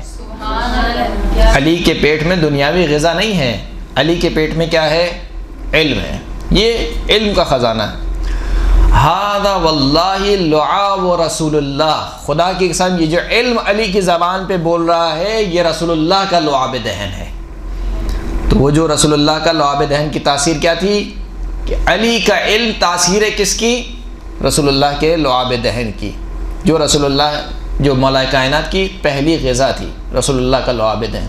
اور پھر اس کے بعد مولا کائنات نے خطبہ ارشاد فرمایا. خطبہ ارشاد فرمانے کے بعد کہا کہ خدا کی قسم لو ثنیت لی الوسادۃ فجلست علیہا، اگر میرے لیے مسند بچھا دی جائے اور میں اس مسند پر بیٹھوں اور انجیل والے مجھ سے انجیل کا فیصلہ چاہیں تو خدا کی قسم میں ان کے درمیان انجیل سے فیصلہ کروں گا. اگر توریت والے مجھ سے توریت سے فیصلہ چاہیں تو خدا کی قسم میں ان کے درمیان توریت سے فیصلہ کروں گا. اور اگر قرآن والے مجھ سے قرآن سے فیصلہ چاہیں تو خدا کی قسم میں ان کے درمیان قرآن سے فیصلہ کروں گا. اور کیسا فیصلہ کروں گا؟ حتی نطق الانجیل صدق علی ما کذبا، یہاں تک کہ انجیل بول اٹھے گی کہ علی نے سچ کہا، علی نے جھوٹ نہیں کہا. یہاں تک کہ تورات بول اٹھے گی کہ علی نے سچ کہا، علی نے جھوٹ نہیں کہا. یہاں تک کہ قرآن بول اٹھے گا کہ علی نے سچ کہا، علی نے جھوٹ نہیں کہا. پھر مولا کائنات فرماتے ہیں کہ والذی برأ النسمہ، خدا کی قسم، اس خدا کی قسم کہ جس نے جان کو خلق کیا، انسان کو خلق کیا، تمام مخلوقات کو خلق کیا. لو سألتم عن آیت، اگر تم مجھ سے پوچھو ایک ایسی آیت کے بارے میں کہ آیا یہ مکی ہے یا مدنی ہے، سفر میں نازل ہوئی ہے یا حضر میں نازل ہوئی ہے، ناسخ ہے و منسوخ ہے، ناسخ ہے یا منسوخ ہے، محکم ہے یا متشابہ ہے، تفسیر ہے و تعبیل ہے، اس کی تفسیر کیا ہے، اس کی تعبیل کیا ہے، لأخبرتکم، خدا کی قسم یہ علی تمہیں ان سارے سوالوں کے جواب دے گا. اب اس محفل میں ایک تھا ثعلب کر کے شخص تھا، وہ کہنے لگا کہ آج تو مولا کائنات نے، یعنی مولا کائنات تو نہیں کہا اس نے، آج تو کہا کہ علی نے بہت بڑا دعویٰ کر دیا. واللہ لأخجلن، خدا کی قسم آج علی کو رسوا کر کے رہوں گا، علی کو رسوا کر کے رہوں گا. جس کا نام ہی علی ہے اس کے متعلق کہہ رہا ہے کہ اس کو رسوا کر کے رہوں گا. وہ علی جس کا نام اللہ نے علی رکھا ہے، اس کے متعلق کوئی کہے کہ میں اس کو رسوا کر کے رہوں گا تو کتنا بیوقوف ہے. کہا کہ رسوا کر کے رہوں گا. آیا مولا کے پاس اور کہا کہ یا علی، کیا آپ نے خدا کو دیکھا ہے؟ تو مولا کائنات نے کہا کہ میں ایسے خدا کی عبادت نہیں کرتا جس کو دیکھا نہ ہو.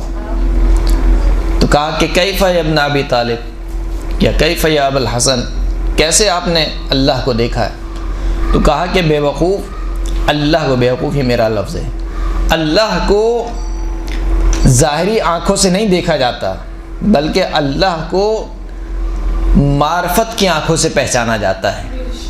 اور علی ابن ابی طالب کی معرفت کیا ہے؟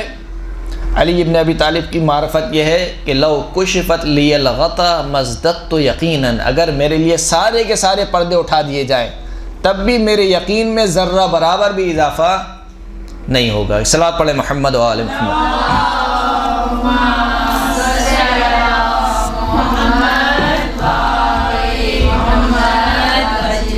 عرض میں یہ کر رہا تھا کہ جتنے فضائل ہیں ذہن گرامی، یہ جو فضائل ہیں یہ فقط فضائل کی حد تک نہیں ہیں، بلکہ ان فضائل میں، ان فضائل کے پیچھے جو چیز چھپی ہوئی ہے وہ حجیت ہے۔ حجیت سے کیا مراد ہے؟ یعنی علی اللہ کے نمائندے ہیں اور علی کی اطاعت بغیر کسی چون چرا کے واجب ہے، جس طریقے سے رسول اللہ کی اطاعت واجب تھی۔ یہ جو لسان فضائل ہے، اس کو اگر اصطلاح میں کہا جائے کہ یہ لسان فضائل نہیں ہے بلکہ لسان حجیت ہے، یعنی جب رسول اللہ یہ کہہ رہے ہیں کہ علی مع الحق والحق مع العلی اللہم ادر الحق حیث ما دار، خداوند کریم علی حق کے ساتھ ہے، حق علی کے ساتھ ہے، خدایا حق کو ادھر پھیر دے کہ جہاں پر علی ابن ابی طالب ہو۔ تو یہ فقط فضیلت نہیں ہے کہ آپ کہیں کہ بس یہ ایک فضیلت تھی، اس کا مطلب کیا ہے؟ اس کا مطلب ہے کہ علی عین حق ہے، جہاں پر علی ہوگا وہاں پر حق ہوگا۔ ممکن نہیں ہے کہ علی باطل ہو، علی اور باطل نہیں مل سکتے، ممکن نہیں ہے۔ اسی لیے رسول اللہ نے جو دعا کی وہ دعا کیا کی؟ اللہم ادر الحق حیث ما دار، خداوند کریم حق کو ادھر پھیر دے کہ جہاں پر ہوں علی ابن ابی طالب۔ یہ نہیں کہا کہ خدایا علی کو ادھر پھیر دے جہاں پر حق ہو، یہ نہیں کہا، اس لیے کہ قرآن کی آیت ہے، قرآن کی آیت میں کیا خداوند کریم ارشاد فرما رہا ہے کہ کفار و مشرکین وہ ہیں جو حق کو باطل سے ملاتے ہیں اور حق کو چھپاتے ہیں۔ تو اس کا مطلب یہ کہ حق چھپ بھی سکتا ہے اور حق باطل سے مل بھی سکتا ہے، لیکن علی ابن ابی طالب وہ ہے نہ چھپ سکتا ہے نہ باطل سے مل سکتا ہے۔ تو اس لیے کہا کہ حق کو ادھر پھیر دیں کہ جہاں پر علی ابن ابی طالب ہوں۔ صلوات پڑھیں محمد و آل محمد۔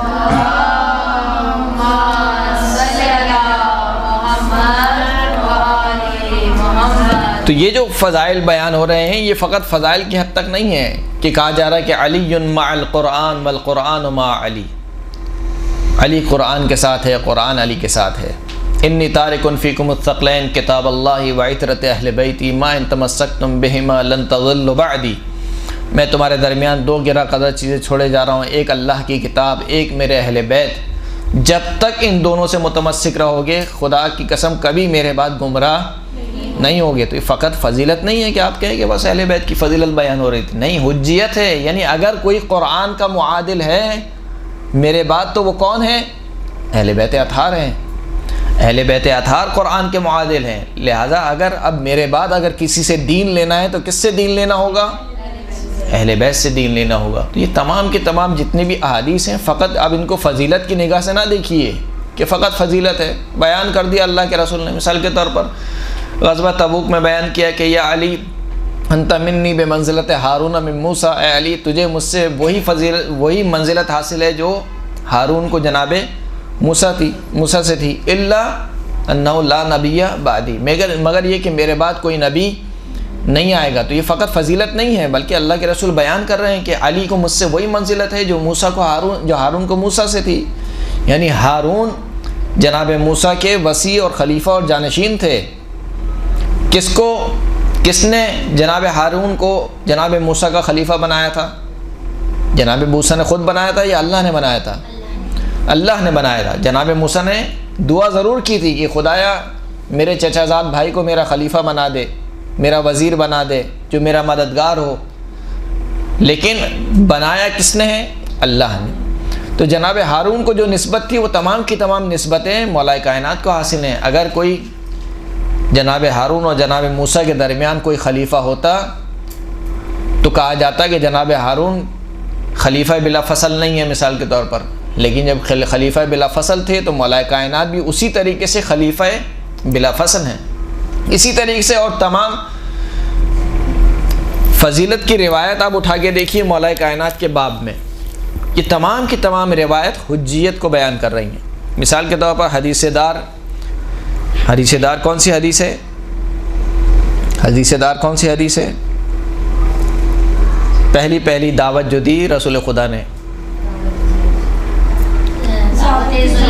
دعوت ذوالعشیرہ، تمام کو بلایا، 3 دن تک آتے رہے، کھاتے رہے اور جاتے رہے، جواب نہیں دیا کسی نے تینوں دن۔ ایک ہی بچہ اٹھ کر جواب دے رہا تھا، وہ بچہ کون تھا؟ علی ابن ابی طالب۔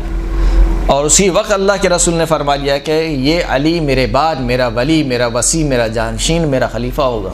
تو آپ یہ نہیں کہہ سکتے کہ فضیلت ہے، یہ فقط فضیلت نہیں ہے بلکہ اس میں حجیت چھپی ہوئی ہے اسی طریقے سے اور آگے بڑھتے چلے جائیے. ضربۃ علی یوم الخندق افضل من عبادت الثقلین، علی کی ایک ضربت خندق کے دن ثقلین کی عبادت سے افضل ہے. تو یہ فقط فضیلت نہیں ہے بلکہ اس میں حجیت چھپی ہوئی ہے. اگر آپ سے پوچھا جائے ایک سوال، میں تھوڑا سا جگا دوں آپ لوگ کو، اگر ایک سوال پوچھا جائے آپ لوگوں سے کہ مولا کائنات کی سب سے بڑی فضیلت کیا ہے، تو کیا جواب ہوگا؟ اتنے بڑے فضائل ہیں مولا کے، لیکن ان تمام فضیلتوں میں سے سب سے بڑی فضیلت کیا ہے؟ بیوی زہرا کا شوہر ہونا مثلا، اور رسول خدا کی آنکھوں میں کی آغوش میں آنکھیں کھولنا، اور سب سے بڑی فضیلت نبی صلی اللہ علیہ وسلم معراج پر تشریف لے گئے تھے تو مولا علیہ السلام پر موجود تھے اور جی جی السلام کے ساتھ کھانا کھلانے کو بنایا جاتا تھا. یعنی مولا کے لہجے میں اللہ نے گفتگو کی، کلام کیا. شب معراج یعنی معراج پر اللہ کے لہجے، مولا کائنات کے لہجے میں اللہ نے گفتگو کی. اور سب سے بڑی فضیلت پوچھ رہا ہوں میں، خانہ کعبہ میں بلا دیتے. یہ اور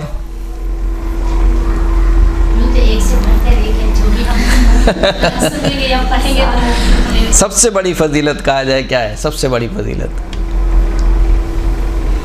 سب سے بڑی فضیلت مولا کائنات کی ہے کہ مولا کائنات اللہ کی جانب سے امام ہے. لیکن کیوں آپ کے ذہن میں نہیں آیا؟ کیونکہ آپ نے اتنا سنا ہے یا آپ کے ذہن میں ہی نہیں رہا. جو چیزیں بہت زیادہ سنی جاتی ہیں ان کو انسان اہمیت نہیں دیتا. حالانکہ امامت اور امام کا ہونا یہ سب سے بڑی فضیلت ہے. کیوں میں نے کہا یہ سب سے بڑی فضیلت ہے؟ اب دوسرا سوال ہے. جب تک خالی میں محنت کر رہا تھا، میں آپ لوگوں سے محنت کرا رہا ہوں. جی اتنی بڑی فضیلت ہے کہ حضرت ابراہیم جو دعا کی تھی، بندہ کی خواہش تھی، کیونکہ رسالت کے بعد اب کسی چیز کی ضرورت تھی. رسالت تو تھی نا رسول، صحیح، تو اس لیے ولایت کی ضرورت تھی اور امام کی ضرورت تھی. صحیح، رہتی دنیا تک ہماری ہر چیز کو درست کر سکے، تو اس لیے پھر امامت کی ضرورت تھی. امامت وہ عہدہ ہے جس کو اللہ نے نبوت اور رسالت کے اوپر رکھا ہے. کیسے؟ وَإِذِ ابْتَلَىٰ إِبْرَاهِيمَ رَبُّهُ بِكَلِمَاتٍ فَأَتَمَّهُنَّ قَالَ إِنِّي جَاعِلُكَ لِلنَّاسِ إِمَامًا. جب ابراہیم کے رب نے ابراہیم کا امتحان لیا، بکلمات یعنی کلمات سے مراد اکثر مفسرین یہ کہتے ہیں کہ وہ تمام امتحانات جو حضرت ابراہیم نے دیے. فَأَتَمَّهُنَّ اور حضرت ابراہیم نے تمام امتحانوں میں کامیابی حاصل کی. کیسی کامیابی حاصل کی؟ ایسی نہیں کہ صرف 33% مارکس لے لیے، پاسنگ مارکس کے ذریعے سے نہیں، 80% بھی نہیں، 99% بھی نہیں، 100% کامیابی. فَأَتَمَّهُنَّ 100%، یعنی ہر امتحان میں ابراہیم 100% کامیاب ہوئے. جب ہر امتحان میں ابراہیم 100% کامیاب ہو گئے، وہ ابراہیم جو نبی بھی تھے اور رسول بھی تھے. رسولوں میں سے بھی کون سے رسول تھے؟ یعنی رسولوں میں بھی افضل ترین رسول تھے، اولو العزم رسول تھے. اس کے بعد اللہ کہہ رہا ہے کہ وہ ابراہیم جو میرا نبی ہے، میرا رسول ہے، اولو العزم ہے، اب اس نے امتحانوں میں کامیابی حاصل کر لی. قال انی جاعلک للناس اماما، اب میں تجھے لوگوں کا امام بنا رہا ہوں. اس کا مطلب ہے کہ اس سے پہلے نبی تھے، رسول تھے، لیکن کیا نہیں تھے؟ امام نہیں تھے. یہ امام کیا ہے؟ امامت کیا ہے؟ ہم سوال کرتے ہیں مسلمانوں سے، یہ جو اللہ کہہ رہا ہے کہ قال انی جاعلک للناس اماما، اگر امامت کا عہدہ نبوت اور رسالت سے کم ہے تو بھائی بچے کو امتحان وہ دیا جاتا ہے جو اس کے پاس چیز نہ ہو. مثال کے طور پر ایک ٹوٹی پھوٹی سائیکل ہو، اس سے کہا جائے کہ اگر تم امتحان میں پاس ہو گئے تو میں تمہیں نئی سائیکل دلاؤں گا، تو یقیناً جو نئی سائیکل ہے وہ ٹوٹی پھوٹی سائیکل سے کیا ہوگی؟ بہتر ہوگی. لیکن مثال کے طور پر اس کے پاس پہلی سے ایک اچھی سی سائیکل موجود ہے، آپ اس سے کہیں کہ اگر تم امتحان میں کامیاب ہو گئے تو میں تمہیں ایک سیکنڈ ہینڈ سائیکل دلاؤں گا، تو بچہ کہے گا میرے اس سے اچھی سائیکل میرے پاس موجود ہے، آپ کہہ رہے ہیں کہ میں سیکنڈ ہینڈ سائیکل دلاؤں گا. درست ہے. تو اللہ کہہ رہا ہے کہ اس نبی سے کہہ رہا ہے کہ جو نبی بھی ہے، رسول بھی ہے، اولو العزم ہے، اس سے کہہ رہا ہے کہ اب میں نے تجھے لوگوں کا امام بنایا. وہ بھی کب کہہ رہا ہے؟ کب کہہ رہا ہے؟ جب تمام کے تمام امتحان میں کامیابی حاصل ہو چکی ہے. اب کوئی امتحان باقی نہیں بچا ہے. تمام امتحان میں وہ بھی کامیابی کیسی لی حضرت ابراہیم نے؟ 100% والی کامیابی. 100% والی کامیابی کے بعد خداوند کریم کہہ رہا ہے کہ میں تجھے لوگوں کا امام بنا رہا ہوں. اس کا مطلب ہے حتماً یہ والا جو عہدہ ہے وہ کس سے بڑھ کر ہے؟ رسالت و نبوت سے بڑھ کر ہے. درست ہے. اب یقیناً آپ کے ذہن میں سوال ہونا چاہیے. کیا سوال آنا چاہیے؟ یہ ہمارا عقیدہ یہ ہے کہ رسول خدا سے بڑھ کر کوئی افضل نہیں ہے. تشیع کا مسلم عقیدہ ہے. یہ مولا کائنات بھی رسول اللہ کے بعد ہیں. رسول اللہ سے افضل، یعنی کائنات کی سب سے افضل ترین ہستی اگر کوئی ہے خدا کے بعد تو کون ہے؟ رسول خدا صلی اللہ علیہ وآلہ وسلم. صلوات پڑھو.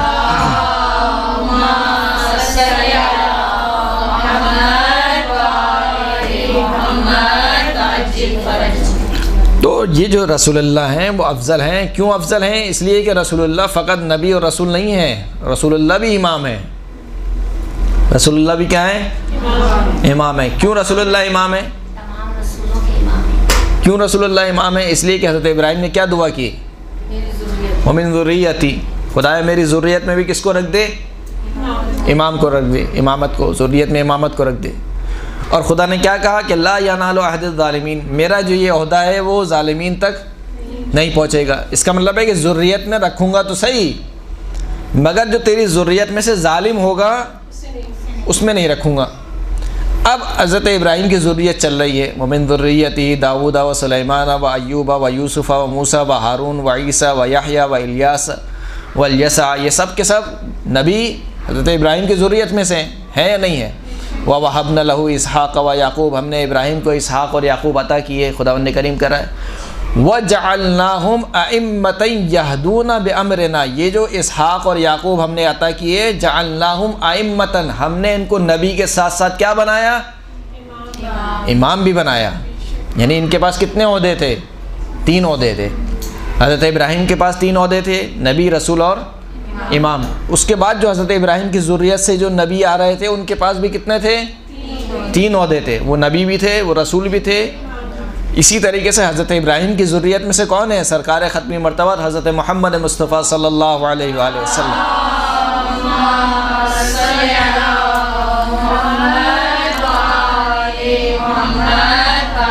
تو تینوں عہدے سرکار کے پاس موجود ہیں. تو یہ شائبہ آپ کے ذہن میں نہ آئے کہ اس کا مطلب یہ کہ اگر مولا کائنات امام ہیں تو گویا نعوذ باللہ رسول خدا سے افضل ہوگا. نہیں، رسول خدا سے افضل نہیں ہے. کائنات کی سب سے افضل ترین ہستی رسول خدا ہیں. ان کے بعد اگر کوئی ہے تو ہے. تو خداوند کریم کہہ رہا ہے کہ اے ابراہیم تم نے امتحانوں میں کامیابی حاصل کر لی. اب امتحان کون کون سے دیے؟ حضرت ابراہیم نے بڑے سخت امتحان دیے ہیں. پہلا حضرت ابراہیم کا امتحان کیا ہے کہ 13 سال کی عمر ہے حضرت ابراہیم کی. 13 سال کی عمر کیا ہوتی ہے؟ ایک لڑکا ہوتا ہے. 13 سال یا 14 سال کی عمر میں حضرت ابراہیم سے کہا کہ دیکھو تمہارے معاشرے میں ہر طرف بت پھیلے ہوئے ہیں، تمہیں اس بت پرستی کا مقابلہ کرنا ہے، بت شکن نہیں کرنی ہے. حضرت ابراہیم کا لقب بت شکن ہے.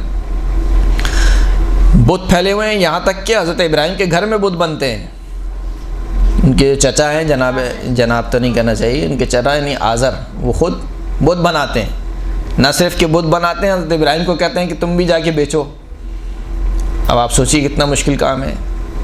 آج اگر ایک شادی کی محفل میں گانے چل رہے ہوں اور آپ سے کہا جائے کہ ذرا کہیے ان سے جا کے کہ گانے بند کر دیں، تو انسان سوچتا ہے نا، کتنا 10 بار سوچتا ہے کیسے کہوں.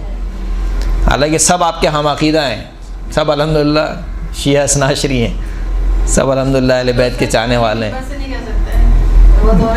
صحیح نا؟ تو حضرت ابراہیم جن کے پورے معاشرے میں بت پرستی پھیلی ہوئی ہے، وہ چچا بت بناتے ہیں.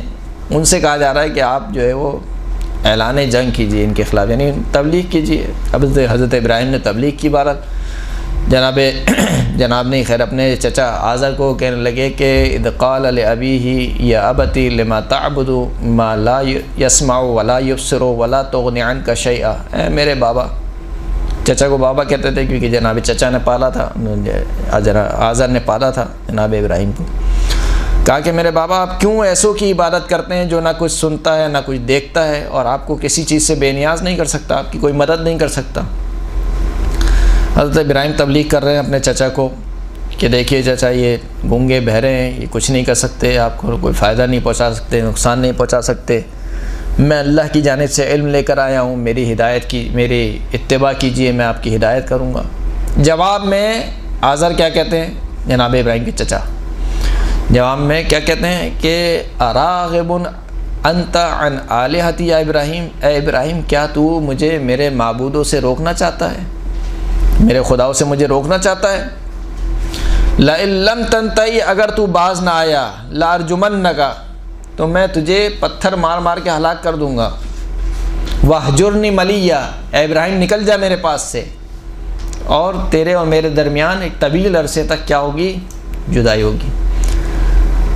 اب یہ حضرت ابراہیم اپنی قوم سے بھی لڑ رہے ہیں، اپنے چچا سے بھی لڑ رہے ہیں، یہاں تک کہ وہ واقعہ سب آپ کے ذہن میں ہے کہ وہ لوگ عید پہ چلے گئے، جناب ابراہیم چلے گئے بت کدے میں، سارے بتوں کو توڑ دیا، جو سب سے بڑا بت تھا اس کے گردن میں کلہاڑے کو لٹکا دیا۔ جب وہ لوگ واپس پلٹے تو کہا کہ بھائی کس نے توڑا ہمارے بتوں کو؟ کہا یہ ایک لڑکا پھرتا ہے، اس کو ابراہیم کہا جاتا ہے، اس نے توڑا ہوگا، وہی ہمارے بتوں کو برا بھلا کہتا ہے۔ کہا لے کر آؤ اس کو، لے کر آئے، پوچھا ہاں بھائی حضرت ابراہیم کیا تم نے ہمارے بتوں کو توڑا ہے؟ کہا مجھ سے پوچھتے ہو، یہ تمہارا بڑا بت یہ تو صحیح سلامت ہے اور اس کے گلے میں ہی کلہاڑا ہے، کہیں ایسا نہیں اسی نے توڑ دیا ہو۔ تو کہا کہ اس سے پوچھو کس نے توڑا ہے۔ تو وہ سب بغلے جھانکنے لگے۔ کیوں بغلے جھانکنے لگے؟ کیونکہ ان کو معلوم تھا کہ یہ بیچارے کچھ بولتے نہیں ہیں، یہ تو خود ہمارے محتاج ہے۔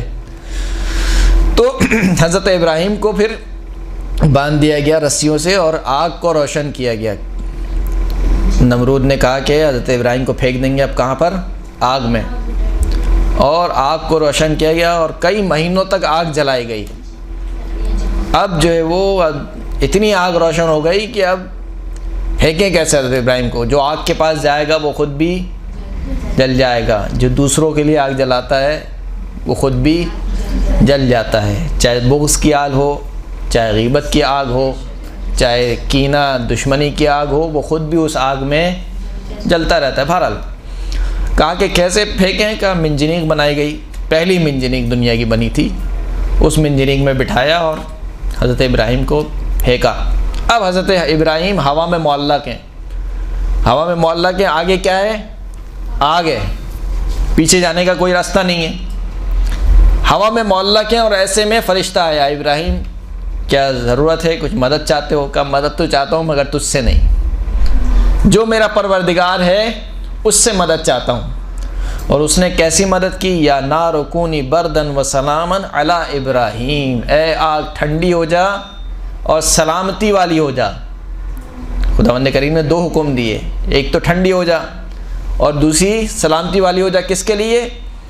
فقط ابراہیم کے لیے، کسی اور کے لیے نہیں، فقط ابراہیم کے لیے۔ تو اگر خداوند کریم کہتا ہے کہ ٹھنڈی ہو جا تو ابراہیم جم جاتے بیچارے۔ ہاں وہ سلامن، ٹھنڈی ہونے کے ساتھ ساتھ سلامتی والی بھی ہو جا۔ تو حضرت ابراہیم وہاں سے بہرحال نجات پائی۔ حضرت ابراہیم نے پہلا امتحان حضرت ابراہیم کا۔ پھر اس کے بعد حضرت ابراہیم کی شادی ہو گئی جناب کس سے؟ دو بیویاں تھیں حضرت ابراہیم کی، جناب ہاجرہ اور جناب سارہ۔ جناب سارہ سے شادی ہو گئی، جناب سارہ سے کوئی بچہ نہیں ہوا، یہاں تک کہ حضرت ابراہیم بوڑھے ہو گئے، کوئی بچہ کوئی اولاد نہیں ہوئی۔ پھر انہوں نے شادی کی جناب ہاجرہ سے، جناب ہاجرہ سے پیدا ہوئے جناب اسماعیل۔ اب یہ تو خود ایک امتحان ہے، اگر خداوند کریم جو بھی بے اولاد ہیں خداوند کریم ان کو اولاد عطا فرمائے۔ اولاد کا نہ ہونا بہرحال ایک امتحان ہے انسان کا، اور بڑا مشکل ہو جاتا ہے اس چیز کو برداشت کرنا۔ تو حضرت ابراہیم کی اولاد نہیں ہے، اب بڑھاپے میں خداوند کریم نے اولاد عطا کی کہ ہم نے بڑھاپے میں ابراہیم کو اسماعیل عطا کیا، خود قرآن مجید کی آیت۔ اب جب بڑھاپے میں اولاد عطا ہو گئی تو اب حضرت ابراہیم سے کہا کہ اے ابراہیم یہ جو بچہ جو تمہارا پیدا ہوا ہے، جسے ہمیں اپنی زبان میں کہنا چاہیے جو منت و مرادوں والا بچہ ہے، ظاہر سی بات ہے اتنی عرصے سے اولاد نہیں ہوئی ہے، اب بڑھاپے میں اولاد ہوئی ہے تو منت و مرادوں والا بچہ ہے۔ کہا اس کو اور اپنی بیوی کو چھوڑاؤ کہاں پر؟ وہ صحرا بیابان میں، نہ آدم ہے نہ آدم ذات، نہ کھانے کا کچھ آسرا ہے نہ پانی بھی نہیں ہے جہاں پر۔ خود خدا کریم جناب اسماعیل کا قول نقل کرتا ہے، ربنا انی اسکنت من ذریۃ بواد غیر ذی زرع عند بیتک المحرم، خدا کریم میں اپنی ذریت کو چھوڑے جا رہا ہوں ایک ایسی وادی میں جہاں کوئی آب و گیا نہیں ہے، لیکن تیرا گھر وہاں پر موجود ہے، عند بیتک المحرم، تیرا حرمت والا گھر وہاں پر موجود ہے۔ اب جہاں پر یہ امتحان ہے حضرت ابراہیم کا، وہیں پر امتحان ہے کس کا؟ جناب حاجرہ اور جناب اسماعیل کا۔ جناب اسماعیل تو خیر چھوٹے تھے، جناب حاجرہ کا بھی امتحان ہے یا نہیں ہے؟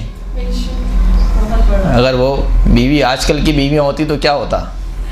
جناب اسماعیل سے پہلے ذبح ہو جاتے حضرت ابراہیم، کیا آپ مجھے چھوڑے جا رہے ہیں، وہ بھی ایسی جگہ پر جہاں نہ پانی ہے جہاں دانا ہے، اگر ماننا ہی ہے تو ایسے ہی بولتے ہیں کہ ماننا ہے، لیکن بہرحال جناب حاجرہ جناب اسماعیل اس جگہ پر رہے، حضرت ابراہیم چلے گئے، پھر اس کے بعد بچے کو پیاس لگی۔ اب جناب حاجرہ بچے کی پیاس بجھانے کے لیے دوڑی، کہاں پر دوڑی؟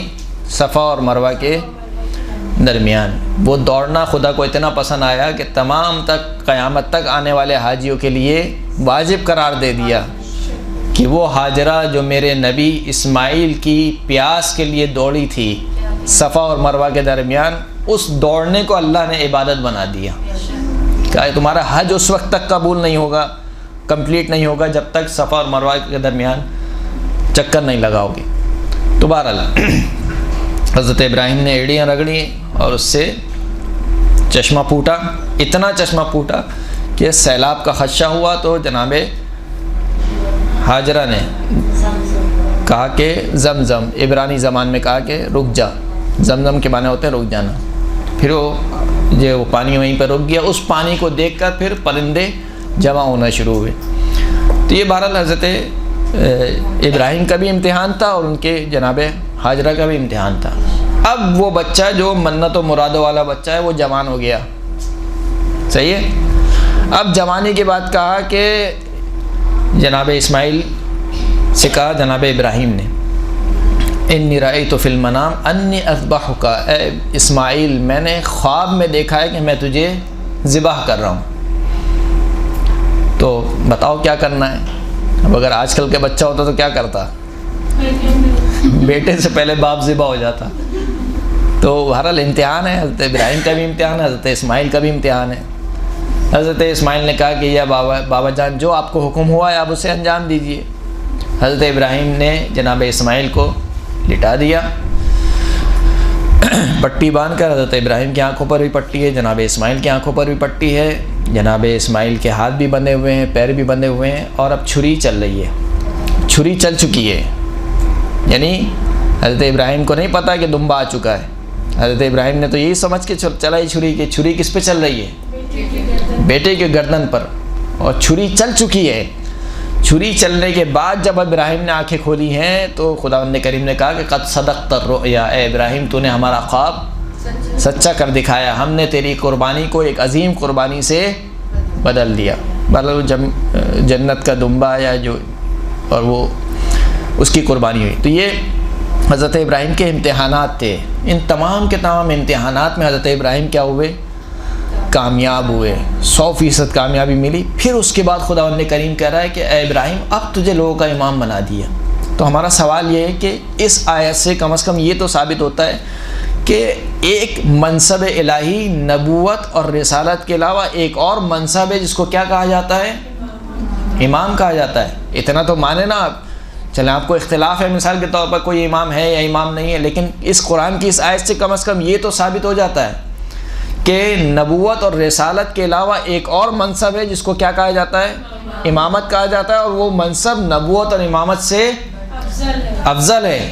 کیوں افضل ہے؟ اس لیے کہ جب ابراہیم کو نبی بنایا گیا تو نہیں کہا ومن ذریتی، جب رسول بنایا گیا تو نہیں کہا ومن ذریتی، لیکن جب امام بنایا گیا تو فوراً سے ابراہیم نے کہا کہ ومن ذریتی، خدایا میری ذریت میں، یعنی ابراہیم سمجھ رہے تھے کہ کیا منصب ہے، اس لیے فوراً سے اپنی ذریت کے لیے بھی اسی عہدے کو مانگا۔ یہی وجہ ہے کہ امام رضا علیہ الصلوۃ والسلام نے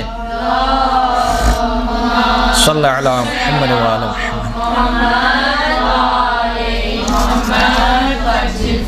امام فرماتے ہیں ایک مرو کے مقام پر امام نے خطبہ دیا، اور اس خطبے میں امام نے ارشاد فرمایا کہ ان الامامۃ خص اللہ عز وجل بها ابراہیم الخلیل بعد النبوۃ والخلۃ مرتبۃ ثالثۃ وفضیلۃ شرفہ بها واشاد بها ذکرہ فقال انی جاعلک للناس اماما۔ بے تحقیق امامت وہ عہدہ ہے کہ جس کو اللہ نے حضرت ابراہیم کے ساتھ مخصوص کیا، یعنی حضرت ابراہیم سے پہلے کسی کو اللہ نے امام نہیں بنایا۔ پہلے جو امام بنے وہ کون بنے؟ حضرت ابراہیم۔ کب بنے؟ بعد النبوۃ والخلۃ، نبوت کے بعد اور خلیل بنانے کے بعد، یعنی نبوت بھی مل چکی ہے ابراہیم کو، خلیل بھی، خلیل خدا ہے حضرت ابراہیم، خلیل بھی بن چکے ہیں، رسول بھی بن چکے ہیں، مرتبتاً ثالثتاً، تیسرے مرتبے پر، وہ فضیلتاً، اور یہ جو امامت بنایا یہ امامت ایسی فضیلت ہے کہ شرفہ بہا، کہ جس سے اللہ نے ابراہیم کو مشرف کیا ہے، وہ اشاد بہا ذکرہ، اور اللہ نے یہ جو فضیلت دی ہے یہ فضیلت ایسے نہیں کہ مثال کے طور پر فقط چند لوگوں کے درمیان دے دی، وہ اشاد بہا ذکرہ، اس فضیلت کے ذریعے سے ابراہیم کے ذکر کو اعلان کیا ہے۔ اعلان کرنے کا مطلب کیا ہے؟ اگر کوئی بہت ہی جاہل اور ان پڑھ گھرانہ ہو مثال کے طور پر، اور اس گھرانے میں کوئی بچہ مثال کے طور پر میٹرک پاس کر لے، تو اس کے جو والد ہوتے ہیں وہ پھولے نہیں سماتے، اور پورے مثال کے طور پر محلے میں مٹھائی بٹتی ہے اور کہا جاتا ہے بھائی میرا بچہ مثال کے طور پر میٹرک پاس کر لیا اس نے، ایسا ہوتا ہی نہیں۔ تو کہا کہ اشاد بہا ذکرہ، اللہ نے اس امامت کے ذریعے سے ابراہیم کا ذکر کا کیا کیا؟ اعلان کیا، یعنی دیکھو قال انی جاعلک للناس اماما، اے ابراہیم میں تجھے آج سے لوگوں کا امام بنا رہا ہوں۔ یعنی نبوت کے وقت یہ نہیں کہا، رسالت کے وقت یہ نہیں کہا، لیکن امامت کے وقت یہ کہا۔ فقال الخلیل علیہ السلام سرورا بہا، پس جب جناب ابراہیم نے سنا تو اتنے مسرور ہوئے کہ کہا کہ ومن ذریتی، خدایا اس ذریت، اس امامت کو میری ذریت میں بھی رکھ دے۔ قال تبارک و تعالی لا ینال عہد الظالمین، اللہ نے کہا کہ یہ جو امامت کا میرا عہدہ ہے یہ ظالمین تک نہیں پہنچے گا۔ فابطلت هذه الآیۃ امامت کل ظالم الی یوم القیامہ، پس اس آیت نے قیامت تک ہر ظالم کی امامت کو باطل کر دیا۔ اور پھر اس کے بعد آگے بڑھ کر، یہ بہت لمبا خطبہ ہے، میں اس کے تھوڑے ٹکڑے آپ کی خدمت میں پیش کر رہا ہوں۔ آگے بڑھ کے امام رضا علیہ السلام فرماتے ہیں کہ ان الامامۃ ہی منزلۃ الانبیاء و ارث الاوصیاء، یہ جو امامت ہے یہ انبیاء کی منزلت ہے، اوصیاء کی میراث ہے۔ ان الامامۃ خلافت اللہ و خلافت الرسول، امامت کیا ہے؟ اللہ کی جانشینی ہے اور اس کے رسول کی جانشین ہے۔ وہ مقام امیر المؤمنین علی بن ابی طالب، اور امامت کیا ہے؟ امیر المؤمنین علی بن ابی طالب کا امام ہے۔ ومیراث الحسن والحسین، اور امامت جو ہے وہ حسن اور حسین کی میراث ہے۔ تو یہ جو امامت ہے یہ امامت کا عہدہ اس قدر بافضیلت ہے۔ تو جو مولا کائنات کی سب سے بڑی فضیلت ہے وہ کیا ہے؟ کہ مولا کائنات من جانب اللہ کی جانب سے امام ہے۔ وآخر الدعوانا الحمد للہ رب العالمین۔